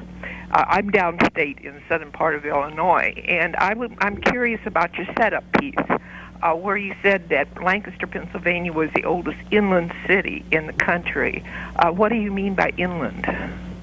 Well, in the information I read was it was I think first laid out and incorporated in 1718, as I recall. City just south of here that's celebrating its tricentennial. It's called Cahokia, Illinois. I think St. Louis is older as well. And I didn't know, because we were on the river, whether you considered this inland or not. And this is why I was a bit curious about I believe it is. Thanks for the call. Well, who laid it out, though? The Indians? In the brochures that I've now got on the floor, it said, so I'll have to dig one of those out as we hear from. We'll take another call and look at another part of this house, Concord Township, Pennsylvania. Thank you for your wonderful show. Thanks for the call. Where are you in the state? Near suburban Philadelphia, south of Philadelphia, near the corner of the state, near Wilmington, Delaware. Isn't it true that during, maybe your historians could comment on this, that during this entire period, in fact, since Andrew Jackson, the Democratic Party was considered the party of slavery, and then after, of course, after the Civil War, they became the party of Jim Crow. It's sort of a well-kept secret, but could you comment, please? Well, of course, there's always been a large element of the Democratic Party below the Mason-Dixon line. And so in that sense, you can say it was the party of slavery and the party of Jim Crow. And initially in the South, the Republican Party, of course, was seen as the party of Lincoln, the party that had emancipated and freed the slaves. I don't think that kind of a generalization is easy to defend one way or the other beyond the clear Southern implications. The Democratic Party has always been strong in the South, and that's where Jim Crow was most prevalent. C. Van Woodward points that out in his research. Well, I think that it's a little inaccurate to say that it was only the Democratic Party, because before 1840-something at least, the Whig Party was just as bad as the Democratic Party in that respect. Both parties had free soil elements in the North. Both parties had elements in the South that were very pro-slavery. And even in Reconstruction and afterward in the so-called Jim Crow era, certainly everybody ought to realize that people in the North were just as prejudiced, just as prone to set up barriers to Negro participation in government and elsewhere as people in the South were. Since we have a call from California, we'll take that, and then if we could hold the calls for a couple of minutes, we'll find out a little bit more about the House. Hayward, California, good morning. Yes, I'd like to talk about the election of 1856, where General Fremont was the Republican candidate, and it was the founding of the Republican Party, I guess, at that time. Did Buchanan look this as his victory, look as a vindication over abolition? Because abolitionists were supporting Fremont, isn't that correct?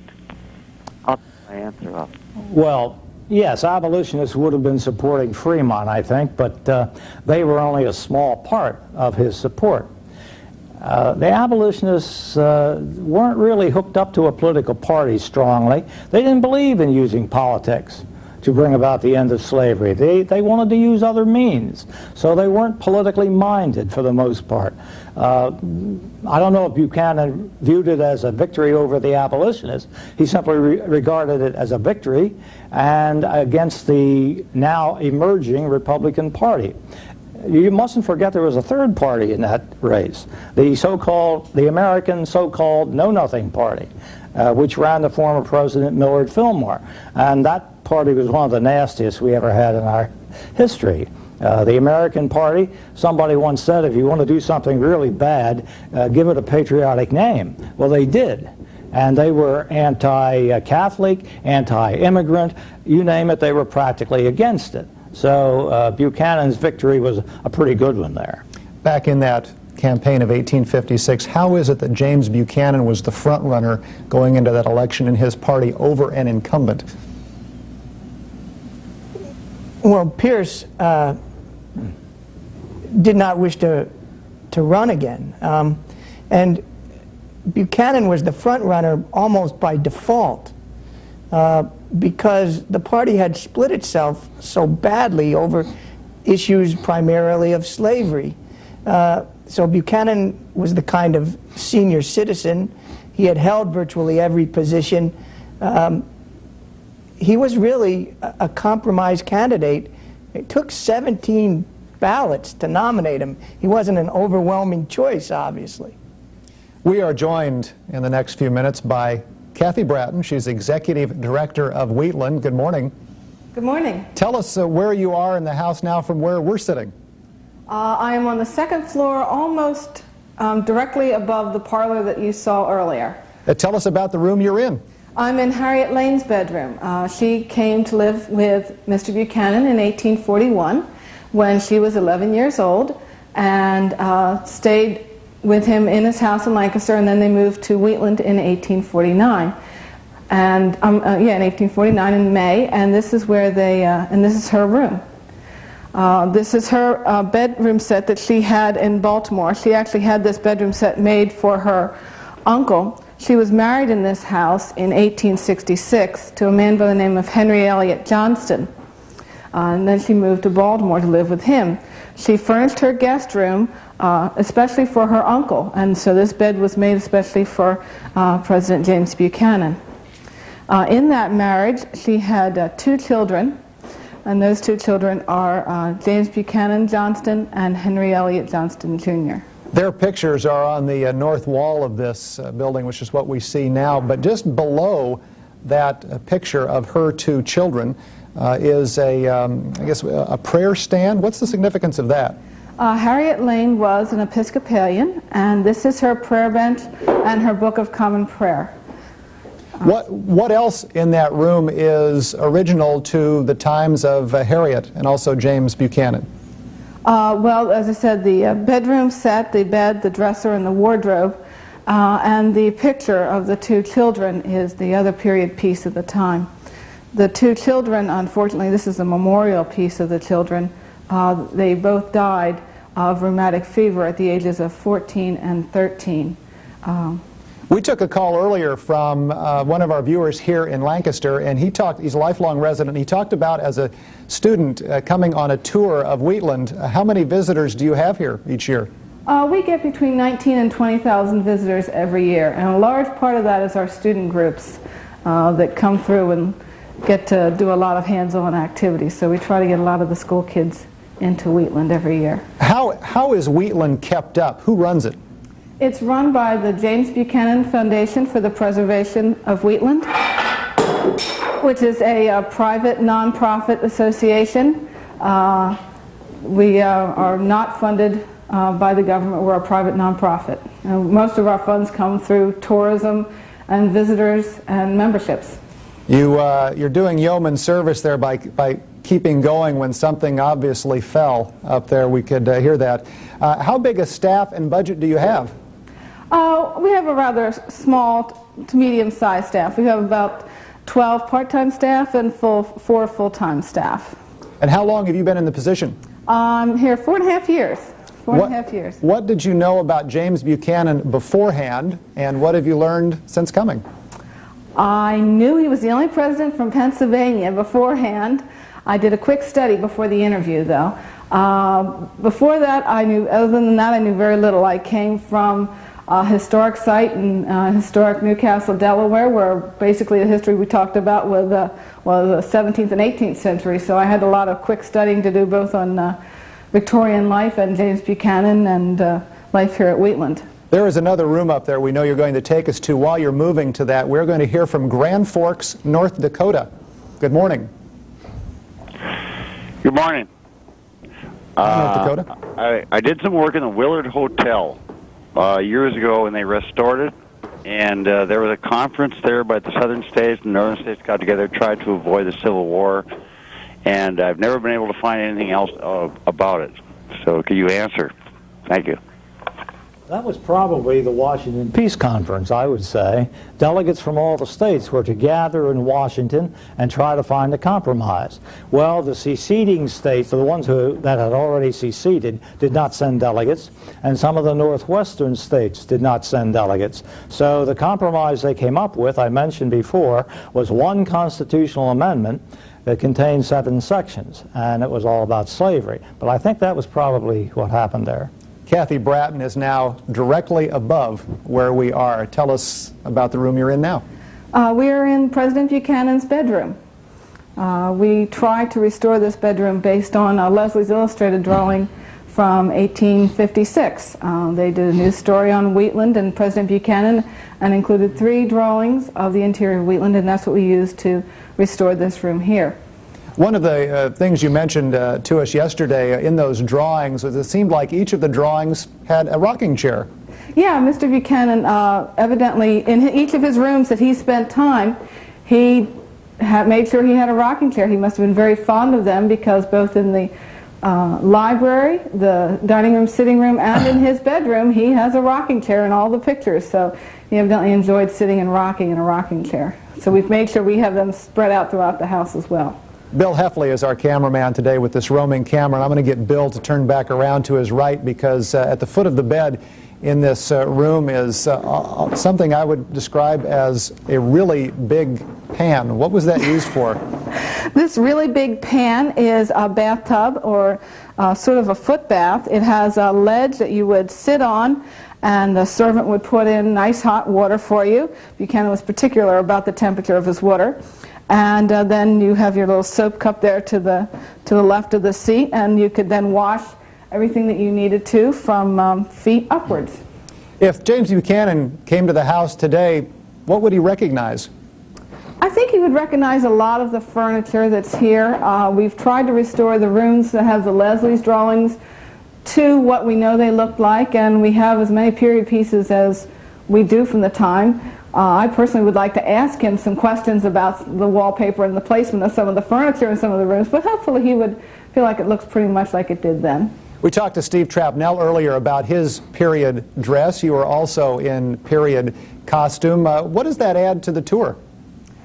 I think that people love to see the dress, especially of the mid-19th century, of the Gone with the Wind, the Civil War era, and so our guides or docents dress up in the tour, and it helps them feel like they're a part of that time as opposed to just visitors to a house in modern-day Pennsylvania. They maybe step back in time a little bit with the period costumes. Kathy Bratton is just upstairs from where we are in Wheatland. We're going to ask her to stay with us for a few more minutes in case you have questions about this building that we're in, the home of James Buchanan, the 15th president. He bought this in 1848, and after his presidency, he returned here. He died in 1868 and is also buried in Lancaster. And we have some footage of his gravesite here in town, and we'll see that as we hear next from Brandenburg, Kentucky. Good morning. Good morning. Good morning. To your historians, this question in biographies of Lincoln I have read more than once, where after the election of Lincoln, before the inauguration of Lincoln, there existed these few weeks. Lincoln felt a real urgency that could be attempted to forestall the onset of this Civil War. He felt no confidence that Buchanan was going to do anything, and he was urgent to get to Washington to do what he could, if he could, to forestall it at the last minute. Do you have any comments about that? Mr. Reisner. Well, let me first say that I believe that that's true, but on the other hand, Lincoln played a major role behind the scenes in the defeat of the Crittenden Plan the first time. The Senate was asked to vote. The Republican leaders in the Senate, even though there was a long lame duck period in those days, presidents were inaugurated in March, not in January the way they are now. And Lincoln simply said it would be a real conflict of interest for me to endorse Crittenden now when I had run on a platform of anti-slavery extension and been elected. So while it's true that he didn't have any confidence that Buchanan was going to do anything, he wasn't willing to go to that length at that time. Curiously, 3 months later, he would be willing to go to that length. If you remember, Lincoln basically said he would do anything to avoid civil war if it meant keeping all the states. He made that famous quotation of one free state, etc., etc. But he didn't have confidence in Buchanan. There's no doubt about that. A couple of almost contradictory things. Lincoln did not endorse the Crittenden Compromise, which contained the extension of the Missouri Compromise line, because that compromise said that all territory south of 36 degrees 30 minutes now held by the United States or to be acquired would be slave territory. And Lincoln said, look, if we agree to that compromise, how long will it be until the South says to us, now acquire Cuba for us or we'll secede, or now acquire Mexico for us or we secede? Lincoln said, let's take our stand right now and get it over with. The other one is that Buchanan did try to do something about it. He sent a ship to the relief of Fort Sumter, the Star of the West, in January of 1861. He was going to send troops there too, but General Winfield Scott talked him out of it. We've got a call from Little Rock. Good morning. Good morning. Isn't it true that, at least from all the history that I've read, that slavery was not one of the major causes of the Civil War, that it was the tariffs on overseas trade that the South objected to, and where did Buchanan stand on that? I don't know if Buchanan ever commented on the cause of the Civil War, but the cause of the Civil War was slavery, not tariff, not anything else. And all people agreed on it before the Civil War. Alexander H. Stephens of Georgia, who later became the Confederate vice president, wrote a very strong statement just before war broke out, stating that it was slavery. Now, after the war, he changed his mind and wrote that it wasn't slavery. But you see, by that time, it was a lost cause. And it was also, in their eyes, a noble cause. Well, you don't have a noble cause that's based on the defense of human slavery. Even Stephens recognized that. And we get the same thing in today's world.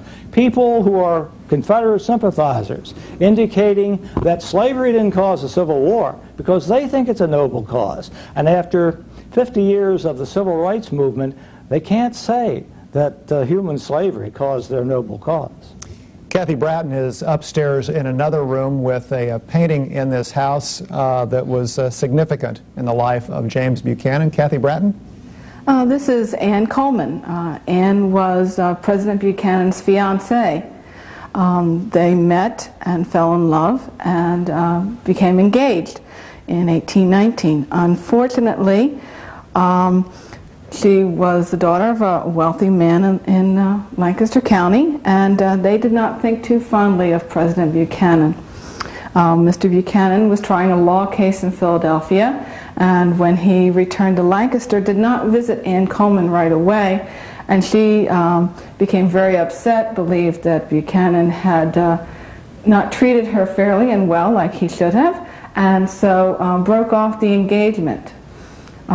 She then went to Philadelphia to stay with her married sister to recover from the heartbreak of her engagement being broken off, and while she was there, she died under mysterious circumstances.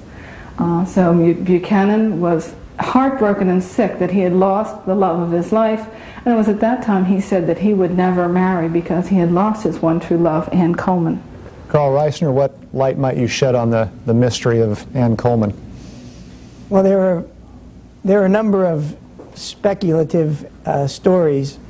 One says that Ann Coleman's father simply thought Buchanan was trying to marry his daughter for their money. He was one of the few millionaires in the United States at the time, and so he did everything he could possibly do to discredit Buchanan and convinced Ann to break off the relationship. Another story says that Buchanan had, quote, had an affair with some other young woman, unquote, and that Ann had found out about it. What Buchanan himself says is that he was simply obsessed with work and had given himself totally to it. What is not speculative is that Buchanan went into a tremendous state of depression following the end of the engagement, returned to Mercersburg, gave up his law practice for a time, lost a lot of weight, was very sickly, and literally used politics as a way of rejuvenating himself.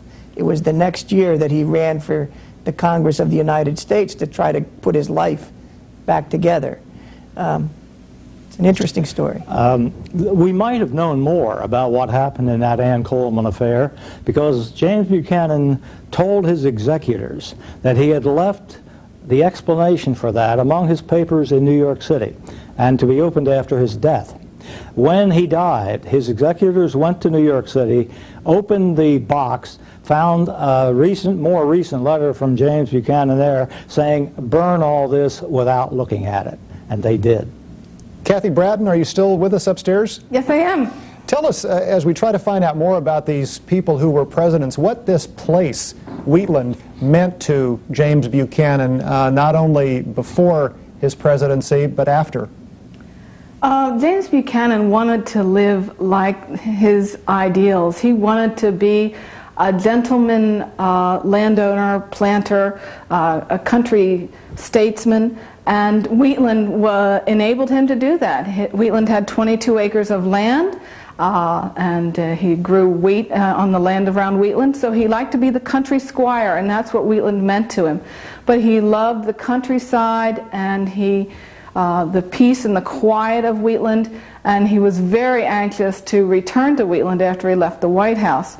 So it helped him achieve both his ideal of being a country squire, which he thought would help him in the political realm, but he also helped him acquire some personal peace and quiet away from the political world, because he definitely sought solace here after he had been in the White House. When James Buchanan became president in 1856, 40 years of public service, 20 years in the House and Senate. He was minister to Russia and Britain and also Secretary of State under President Polk. Our next call is from Poland, Ohio. Good morning. Good morning. I have a two-part question. One, did President Buchanan's religion play a role in his decisions about the slavery issue? And the other part is, what was the attitude of the people living in that section of Pennsylvania where he lived in the 1840s and 50s, since he was so close to the Mason-Dixon line? Well, first let me say that Buchanan was a Protestant, raised a Presbyterian, but I don't think that his religion played a significant role one way or the other.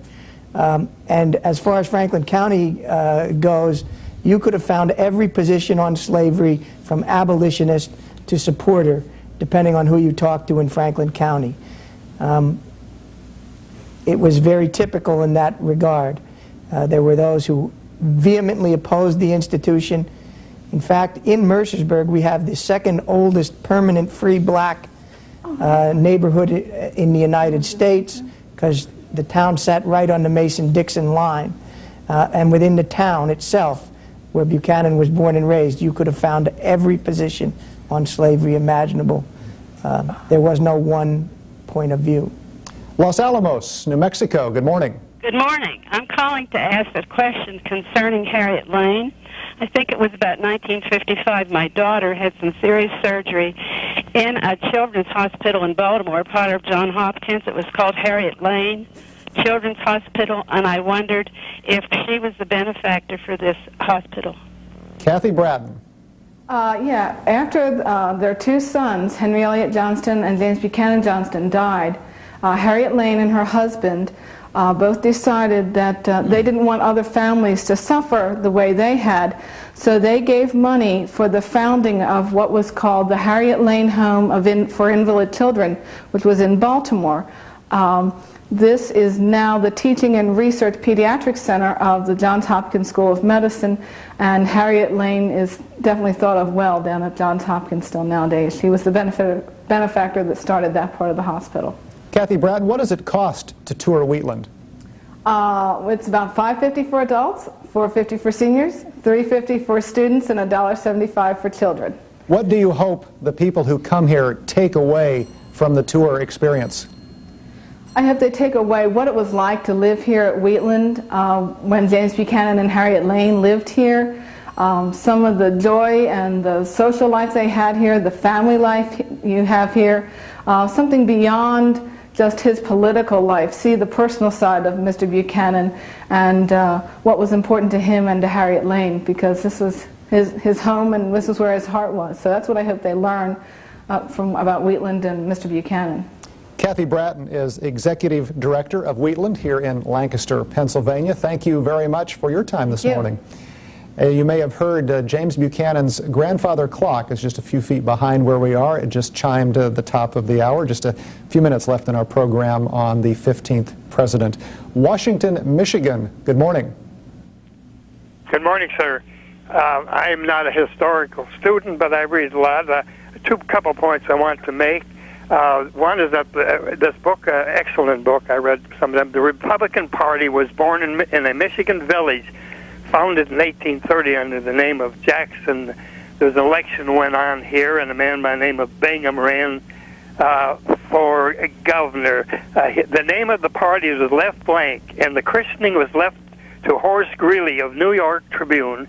Mr. Greeley suggested the Democratic Republican Party, but the title Republican was finally adopted. In 1856, the Fremont presidency was defeated by James Buchanan. The vote was split by a diversion to the Know Nothing Party, which aimed to exclude all foreign-born citizens. The Know Nothing Party candidate, Millard Fillmore, received Buchanan received 1,838,169 votes. Fillmore 874,000. In 1860, Republicans rationally nominated Abraham Lincoln, who was not only a Western man, but a little known and less understood in the East and in the South. Upon his election, the slave states expected a precipitate adoption of roughshod methods and began immediately to secede from the Union. The Civil War had for its main purpose the restoration and preservation of the Union. The emancipation of the slaves was adopted as a war measure. One other point, what my point is that Michigan is a nucleus of a lot of things. John Brown came up here in 1859. Frederick Douglass made a speech, and then Brown, with a little band of 18 men, he went into Harper's Ferry, and that was the beginning of the Civil War. Thank you. Thanks for your points, Carl Reisner. The caller meant a lot on the table, but he ended by talking about John Brown and his raid at Harper's Ferry. What impact did that have on Buchanan? Well, I think that's one of the things that you can say in Buchanan's defense. One of the reasons that Buchanan is traditionally criticized is for being a man of inaction. But Buchanan acted precipitously when he felt he had the right to do so. John Brown raided the federal arsenal at Harper's Ferry. It was then Virginia. It's now West Virginia. And Buchanan wasted no time sending troops to Harper's Ferry to put down that rebellion. Brown was arrested, tried, and ultimately executed. That was a definitive act. There was no hesitation. Buchanan felt it was well within his presidential rights and responsibilities to do so. Portland, Maine. Good morning. Yes, good morning to you. My question has to do with how presidents who precede larger-than-life presidents are viewed by historians. For example, how Buchanan might be viewed differently because he preceded Lincoln, like Hoover preceded FDR. Mr. Keller. Well, obviously, it's a matter of crisis. Buchanan preceded Lincoln, who had to face a crisis. Hoover preceded FDR, who was facing the crisis of the Depression. And both Buchanan and Hoover acted somewhat less well in those crises than did Lincoln and FDR. And I think Hoover particularly has suffered disproportionately from in his reputation because he did some of the things that FDR continued. I don't know that much about Buchanan. I think Lincoln started most of the things that ended the Civil War. But Buchanan definitely believed that coercion of a state was possible, although he didn't say it that way, he said it a different way. And the matter of John Brown proves it. Whenever there's an attack on federal property, or an attack on federal officials carrying out their duty, Buchanan said it was the right and duty of the national government to use federal troops to put that down. In each of our programs, we are talking with a student or teacher from a school that's named for the president that we're focusing on this week. And so today we're talking with James Frick. He's a social studies teacher in Mercersburg, Pennsylvania at James Buchanan High School. Good morning. Good morning. Tell us, if you would, what the students there, in your opinion, know about James Buchanan and why their school is named for him. Well, the students study Buchanan in elementary school, but frankly, he's not one of the great presidents. We don't concentrate on him more than other presidents. He was born in the district, so the school was named for him. In a general sense, what role does history play in the curriculum there at the high school? We have a good curriculum. We require 4 years of social studies, 3 years required, and they have an elective this senior year. So I'd say it was fairly important. How many students go to school there, and what grades are they in? About 750 between grades 9 and 12. And where in town is the school? Well, it's actually in a cornfield about 2 miles north of town, north of Mercersburg. Is there an indication at the school of the president? Is there a portrait or a plaque of any kind? Yes, there's a portrait in the library, a large one. And as a teacher yourself, what do you do to spark the students' interest or curiosity about history? Well, I like history. I think it's important. I try to teach them how to relate it to the people as well as the events. I think a lot of personal interest stories try to make them focus on the fact that these people were facing problems that they hadn't known how to deal with, and that we know what happened, but that they didn't. James Frick is a social studies teacher at James Buchanan High School in Mercersburg, Pennsylvania. Might remind you in talking to the educators that there are several ways that you teachers can get more information about our series and the information that C-SPAN in the Classroom has. Our website, cspan.org, C-SPAN, and then go to Classroom. But you can also call 202-626-4858. Again, it's 202-626-4858 if you are an educator, for the information that C-SPAN in the Classroom has for you to go along with this series on our presidents. What's the relationship in Mercersburg between the public high school and the academy? I think the relationship is very good. We share resources to the extent that we can. There's a familiarity and a congeniality between the two schools. We don't see ourselves in competition or anything like that. Is the academy a residential school? Is there a dorm? It is. It's a co-educational boarding school. So most of our students are not from Mercersburg. Park City, Utah. Good morning. Good morning. I was very pleased to turn on the program this morning and see that it was being taped in Mercersburg. Both of my sons are graduates of Mercersburg Academy. And when we were living back east and my sons were there, I got very involved doing some research on a spy named Rose O'Neill Greenhow. And she had kept up a correspondence for over 30 years with President Buchanan, from the time that she was a Washington debutante up until her death, or his, actually, from the time that, he left the presidency. And I know that he kept up correspondences with several prominent Southern women. Lots of those letters were, ultimately destroyed and burned by his niece, Harriet Lane. And I wondered what the gentleman thought about the impact these women had on Buchanan in his presidency. Well, that's one of the reasons that James Buchanan seemed to favor Southern policies. One of his best friends was Mrs. Howell Cobb. Howell Cobb was the Secretary of the Treasury under Buchanan, and they were very close friends. This was true of other Southern women, too. I never read of any comparable relationship with women from the North. He seemed to have a great many Southern friends, which there's nothing wrong with that. He knew these people in Washington over a long period of time. But that was a relationship I know about. Palisades, New York. Good morning. Hello. I wanted to speak to the lady who was talking about her. I'm sorry, I'm trying to get this off. There you go.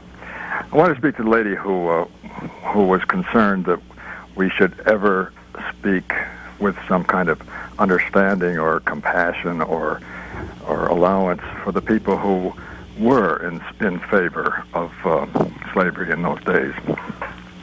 Because I'm a gay person, and I understand awfully well that there are good people who actually do believe that gay people are bad, or that it's against the Bible and so forth. And the same is certainly true of the people who believed in slavery in those days. It's difficult, very difficult, to put yourself in those people's shoes. On the other hand, I think it's the only way we'll ever really understand what's happening here. Thank you. Thank you. Richard Keller, observation? Well, I agree with my colleague here that we cannot judge the people back then entirely by our standards, but we do have standards that are almost universal, will work for any time. And the condemnation of slavery is pretty much one of them. However, a person probably isn't all good or all bad. You might support slavery, but be a very fine person in many other ways. I believe that. Our camera upstairs, you saw some pictures earlier, and the reports in 1868 of the death of James Buchanan. Two newspaper accounts differed on the room in which he died in this house. One of the accounts said it was in this room that you're seeing now on the second floor of Wheatland here. San Diego, good morning. Good morning. I had a comment just in reply to Carl's remark about when he said that he didn't think that Buchanan's religion played a significant part in his life. I would take exception to that, because a man with such high moral standards and who had conducted himself in an exemplary way could not have been influenced by his religion to a great extent. May I answer that to defend my colleague? He didn't say that religion had no impact on Buchanan's life.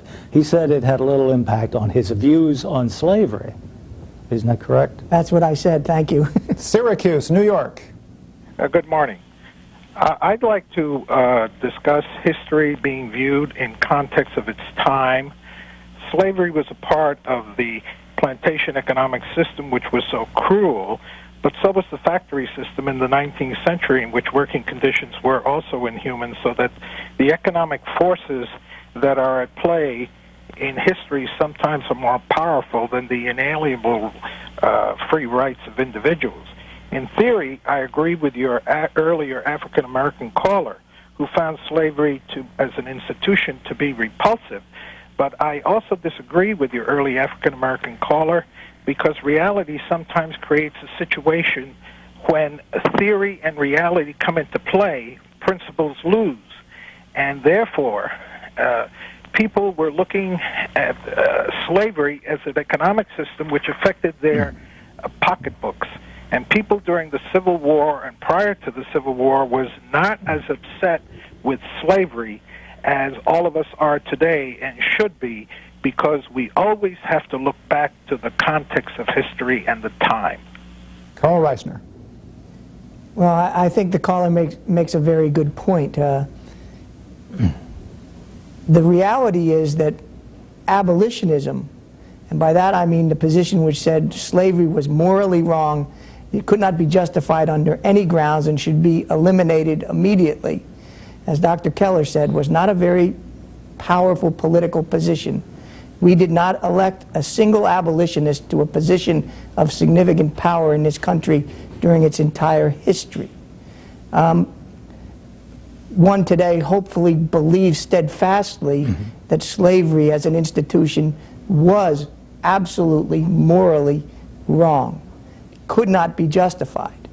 But the society had justified it for nearly 300 years. And so I think you do have to put things in their appropriate context. The South had an enormous investment at the time in the institution. And so it wasn't viewed strictly from their perspective on moral grounds. One could argue that it should have been, but it wasn't. Pueblo, Colorado. Good morning. Good morning. I would like to know if there are any musical instruments at Wheatland, and I know that music played a part of Harriet Lane's life, but I wonder if President Buchanan had any interest in music and any connection with music before, after, or during his presidency. Are you a musician? Yes, I am. Thanks for the call. Well, there's a piano at Wheatland, we know that, but I don't know of any other musical instruments, and I never heard any indication that President Buchanan played an instrument. We heard earlier from Steve Trapnell that Harriet Lane actually won some awards for her playing on the piano. Carl Reisner? I know nothing more than he enjoyed music, enjoyed listening to it. I've never read anything which said he played an instrument either. In those times, other than perhaps an evening of going to listen to music to get away from the rigors of the office, what would he have done to relax? Where'd he go? What did he do? Well, he liked social gatherings, conversation. He enjoyed actually formal dances, but he didn't want them in the White House. He went to those occasionally, formal parties. Was he a dancer himself? Yes, he danced a number of times. There are clear cases of him, for example, when he was in court in Russia and in Britain, which he went to a number of dances and participated. I wouldn't say he was an avid dancer, but he did dance. He was a very formal gentleman and possessed all of the skills, and dance was one of them that formal gentlemen of the day needed to have. What would he have done to relax? Well, I think he would have read a book. I believe that reading was one of his great relaxations, quite frankly. When he wasn't out at a party, that's probably what he did. What were popular books of the times that he may have read? Do you think he read Hinton Rowan-Helper's book on the crisis of the South? I tend to doubt it. He might have. Shortly before his election, Uncle Tom's Cabin came out in the 1850s early. I bet he read that. I don't know it for a fact, but I'd be surprised if he didn't. Yeah. Next call is from right here in Lancaster, Pennsylvania. Good morning. Good morning. How are you? Dr. Ripple. I'm a retired ophthalmologist. I'd like to point out that the preservation of Wheatland is largely the responsibility of the Junior League Club of Lancaster. And when it was dedicated in 1937, I played second clarinet in the junior high school band when Governor Earl was here to dedicate Wheatland. Furthermore, I portrayed Wheatland at the 200th anniversary of his birth at Wheatland. And one more comment about his tilting his head. Being nearsighted one eye and farsighted another eye would not necessarily make you tilt your head. But if you fell off a horse, which he did, and injured his head, he would have an injury to a muscle in the eye called the superior oblique, which would give you double vision. Unless you tilted your head, that would alleviate the double vision. So that's my own theory on his tilted head. Lancaster, wait, before you go, doctor, as an ophthalmologist, was that a condition in those days that could have been corrected with eyeglasses?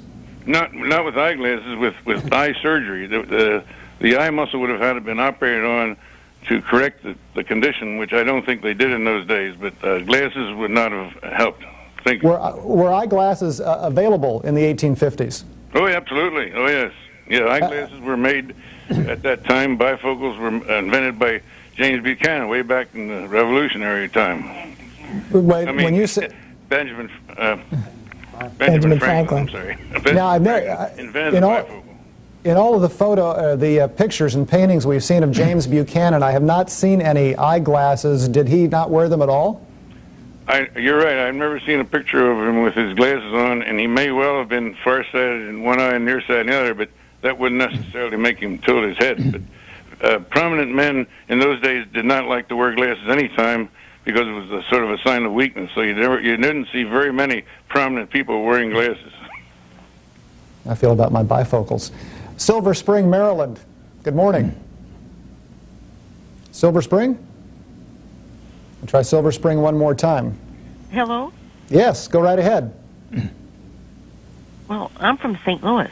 Well, I tell you, you've gotten through, so go right ahead. Oh, okay, fine. I have just two comments to make. First of all, about Cahokia, Illinois. The lady from Peoria called about that.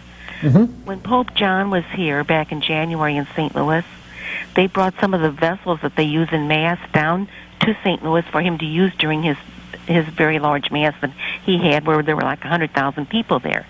And Cahokia would be a place for you all to come down and visit because it is fantastic. Beautiful historical spot. But the thing I'm calling about is this. Now, I know the other gentleman said the real cause of the Civil War was slavery. I was told one time at the university that the cause of the Civil War was not slavery, and this may be what he was referring to, where people would kind of wash it out a little bit, that they said that it was civil rights, or states' rights, rather. States' rights was the actual cause of the Civil War. Carl Reisner. So would you make that the big umbrella and put slavery under that? Or would Thanks you for we got your point. Thank you. Well, there are numerous theories about the Civil War. The most commonly held one now is that slavery was the primary cause. But there are those historians who argue that it was sectional difference. There are those who argue that it was states' rights. There are those who argue it was two different economic worlds in conflict with each other. My own feeling is that in most of these instances, a single answer is probably not correct, that it was multi-causation, that all of these factors contributed to the ultimate outcome of the Civil War. But I don't think there's any doubt about the fact that the slavery issue is the one that precipitated secession above all others.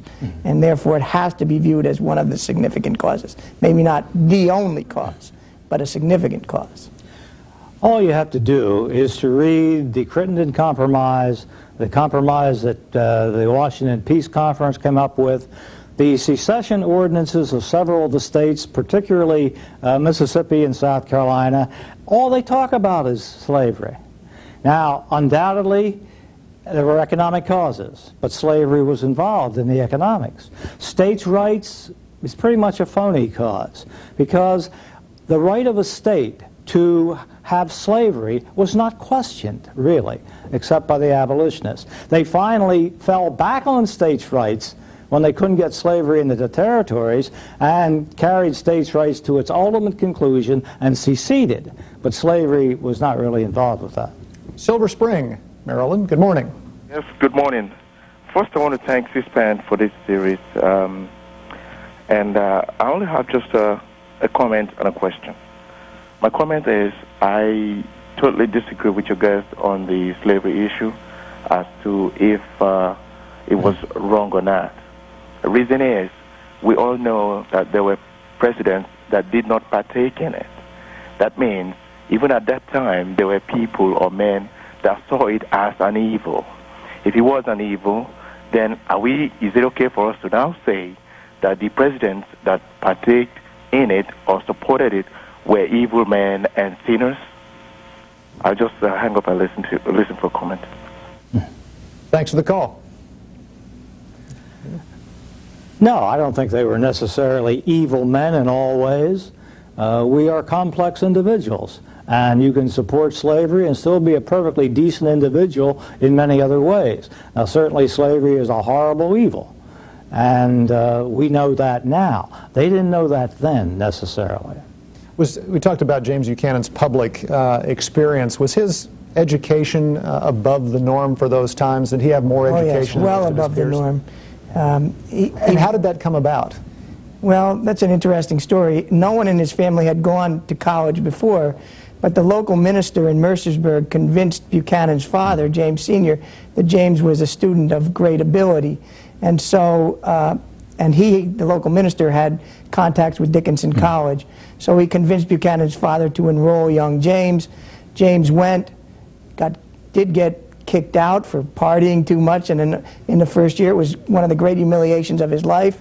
Had to go down and beg to be readmitted, which he was, and he graduated right at the top of his class then subsequently, and then went on to clerk and become a lawyer. So his education was well above that of the norm of the time. Were his parents educated at all? They could read and write, but they weren't educated at the college level or anything of that sort. San Francisco, good morning. Thank you. I would just like to say that I appreciate C-SPAN, and I also, as an African-American man, I certainly appreciate the historians telling us the truth, basically. When I was growing up, there was, we didn't hear about slavery or the truth, so to have these gentlemen on and to say, this is how Lincoln felt, or this is how someone else felt. I'm appreciative of that, but it's also very painful to hear people say, that slavery, you can be good and support slavery at the same time. As a black person, that's very difficult to hear. Thanks. Bye. Thanks for the call. We've focused in our program entirely on domestic issues. At the same time, foreign affairs was an issue also. What were some of James Buchanan's issues that he had to keep track of outside of the United States? Well, James Buchanan was one of the biggest imperialists who ever sat in the presidential chair. He was after all kinds of territory. He wanted to get Cuba. He wanted to get parts of northern Mexico. He did not support the filibustering expeditions into Central America such as William Walker's, but he would have been very happy to get Central America. He even made overtures toward getting Alaska during his administration. So he was quite an imperialist. Anything to add? I think Dr. Keller is absolutely correct. The one thing that I would add is that one of the things that Buchanan did do in foreign affairs was to really calm the tensions between Britain and the United States, and Central America was one of those places. The Walker expedition, he interceded and calmed the tensions there. That was his great strength. I think he would have much preferred to deal with foreign affairs as opposed to domestic if he had had his druthers as president. Lakeland, Florida, with just a few minutes left. Good morning. Good morning. I just have a question that doesn't pertain to history or politics or slavery. My question is, why is his last name incessantly mispronounced? His name is Buchanan. He was from the Scottish Buchanans around Loch Lomond and Stirling County. I just... And myself being a Buchanan, people have asked me for years, why do they pronounce his name Buchanan? When Art Buckwalter, or whatever his name is, he would die if somebody called him Buchwalter. And it's B-U-C-H, it's the same thing. Thanks for the call. Maybe that's why they called him Old Buck. I agree that is the true Scottish pronunciation. But a lot of things become anglicized. A lot of words, a lot of names become anglicized. Perhaps that's what happened to Buchanan. We've talked about James Buchanan for nearly 2.5 hours. Time for another call or two. Is there anything about him that we haven't touched on that we should before our time is up? Let me have you think about it. We'll take a call. San Clemente, California. Good morning. Good morning. I don't know if these two gentlemen have ever read the Rise and Fall of the Confederate Government by Jefferson Davis, or the South Carolina Nullification by, I think his name was Friedman. But there were a lot of reasons why the Civil War was fought. By the way, the slave thing, if slavery is a litmus test, what's your position on King David? But wasn't it true that one of the reasons why the Civil War was fought was just because of jealousy, North and South? I'll hang up. Listen. Well, there were certainly jealousy North and South. I mean, the Brooks Caning incident certainly illustrates that. And there were numerous instances of... Which is what? The Caning incident? Well, Senator Sumner had made what Brooks considered to be a very anti-Southern speech on the floor of the Senate, and Brooks was... Congressman Brooks was so incensed by it that he went down to his office and beat him to a pulp with a cane. And to show the differences, Sumner had to be institutionalized as a consequence for a time being, and it was overwhelmingly reelected while he was institutionalized. And Brooks became a kind of national hero, and hundreds of canes were sent to him in support of his action. So there were certainly sectional jealousies. That was certainly a part of it. And in terms of James Buchanan, it was exactly those kind of jealousies that he sought to overcome. He felt that those were the most dangerous things to the preservation of the Union. You raised the question about did we miss anything in the Buchanan administration? There's one subject we haven't touched upon, and it's not a nice one to bring up. It's corruption. One historian calls the Buchanan administration the most corrupt in American history. Now, I certainly won't go that far, because there's always Harding and Grant to fall back on. But Buchanan did have a good bit of corruption in his administration. John B. Floyd was terrible as Secretary of War, and there were others. But that's the subject. Anything we haven't touched on that we should? This program is about 2.5 hours. While attending the inauguration of his successor, Abraham Lincoln, in 1860, President James Buchanan remarked, "My dear sir, if you are as happy on entering the White House as I am on leaving, you are a very happy man indeed." Following Lincoln's swearing in, Buchanan returned to his estate, Wheatland, in Lancaster, Pennsylvania, and for the next 7 years, before his death on June 1st, 1868, quietly retired from public life. On April 23, 1791, James Buchanan was born in a log cabin in Cove Gap, near Mercersburg, Pennsylvania. Over 6 feet tall with broad shoulders, his most defining physical characteristic was his contorted neck.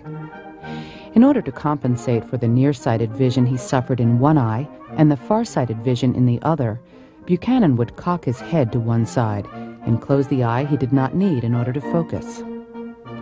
While cartoonists made light of the white hair he combed into a peak on the top of his head, writers described his personality as both courteous and loyal. He was also known to have been a generous man, lavishly giving money to family, friends, and the poor. Additionally, Buchanan bought slaves in Washington in order to turn around and free them in Pennsylvania. Ironically, however, the Dred Scott decision was handed down by the Supreme Court on March 6, 1857, 2 days after Buchanan's inaugural. While Buchanan opposed slavery on moral grounds, he also thought it was rooted in the Constitution and could not be changed. Buchanan's... This program is about 2.5 hours. While attending the inauguration of his successor, Abraham Lincoln, in 1860, President James Buchanan remarked, "My dear sir, if you are as happy on entering the White House as I am on leaving, you are a very happy man indeed." Following Lincoln's swearing in, Buchanan returned to his estate, Wheatland, in Lancaster, Pennsylvania, and for the next 7 years, before his death on June 1st, 1868, quietly retired from public life. On April 23, 1791, James Buchanan was born in a log cabin in Cove Gap, near Mercersburg, Pennsylvania.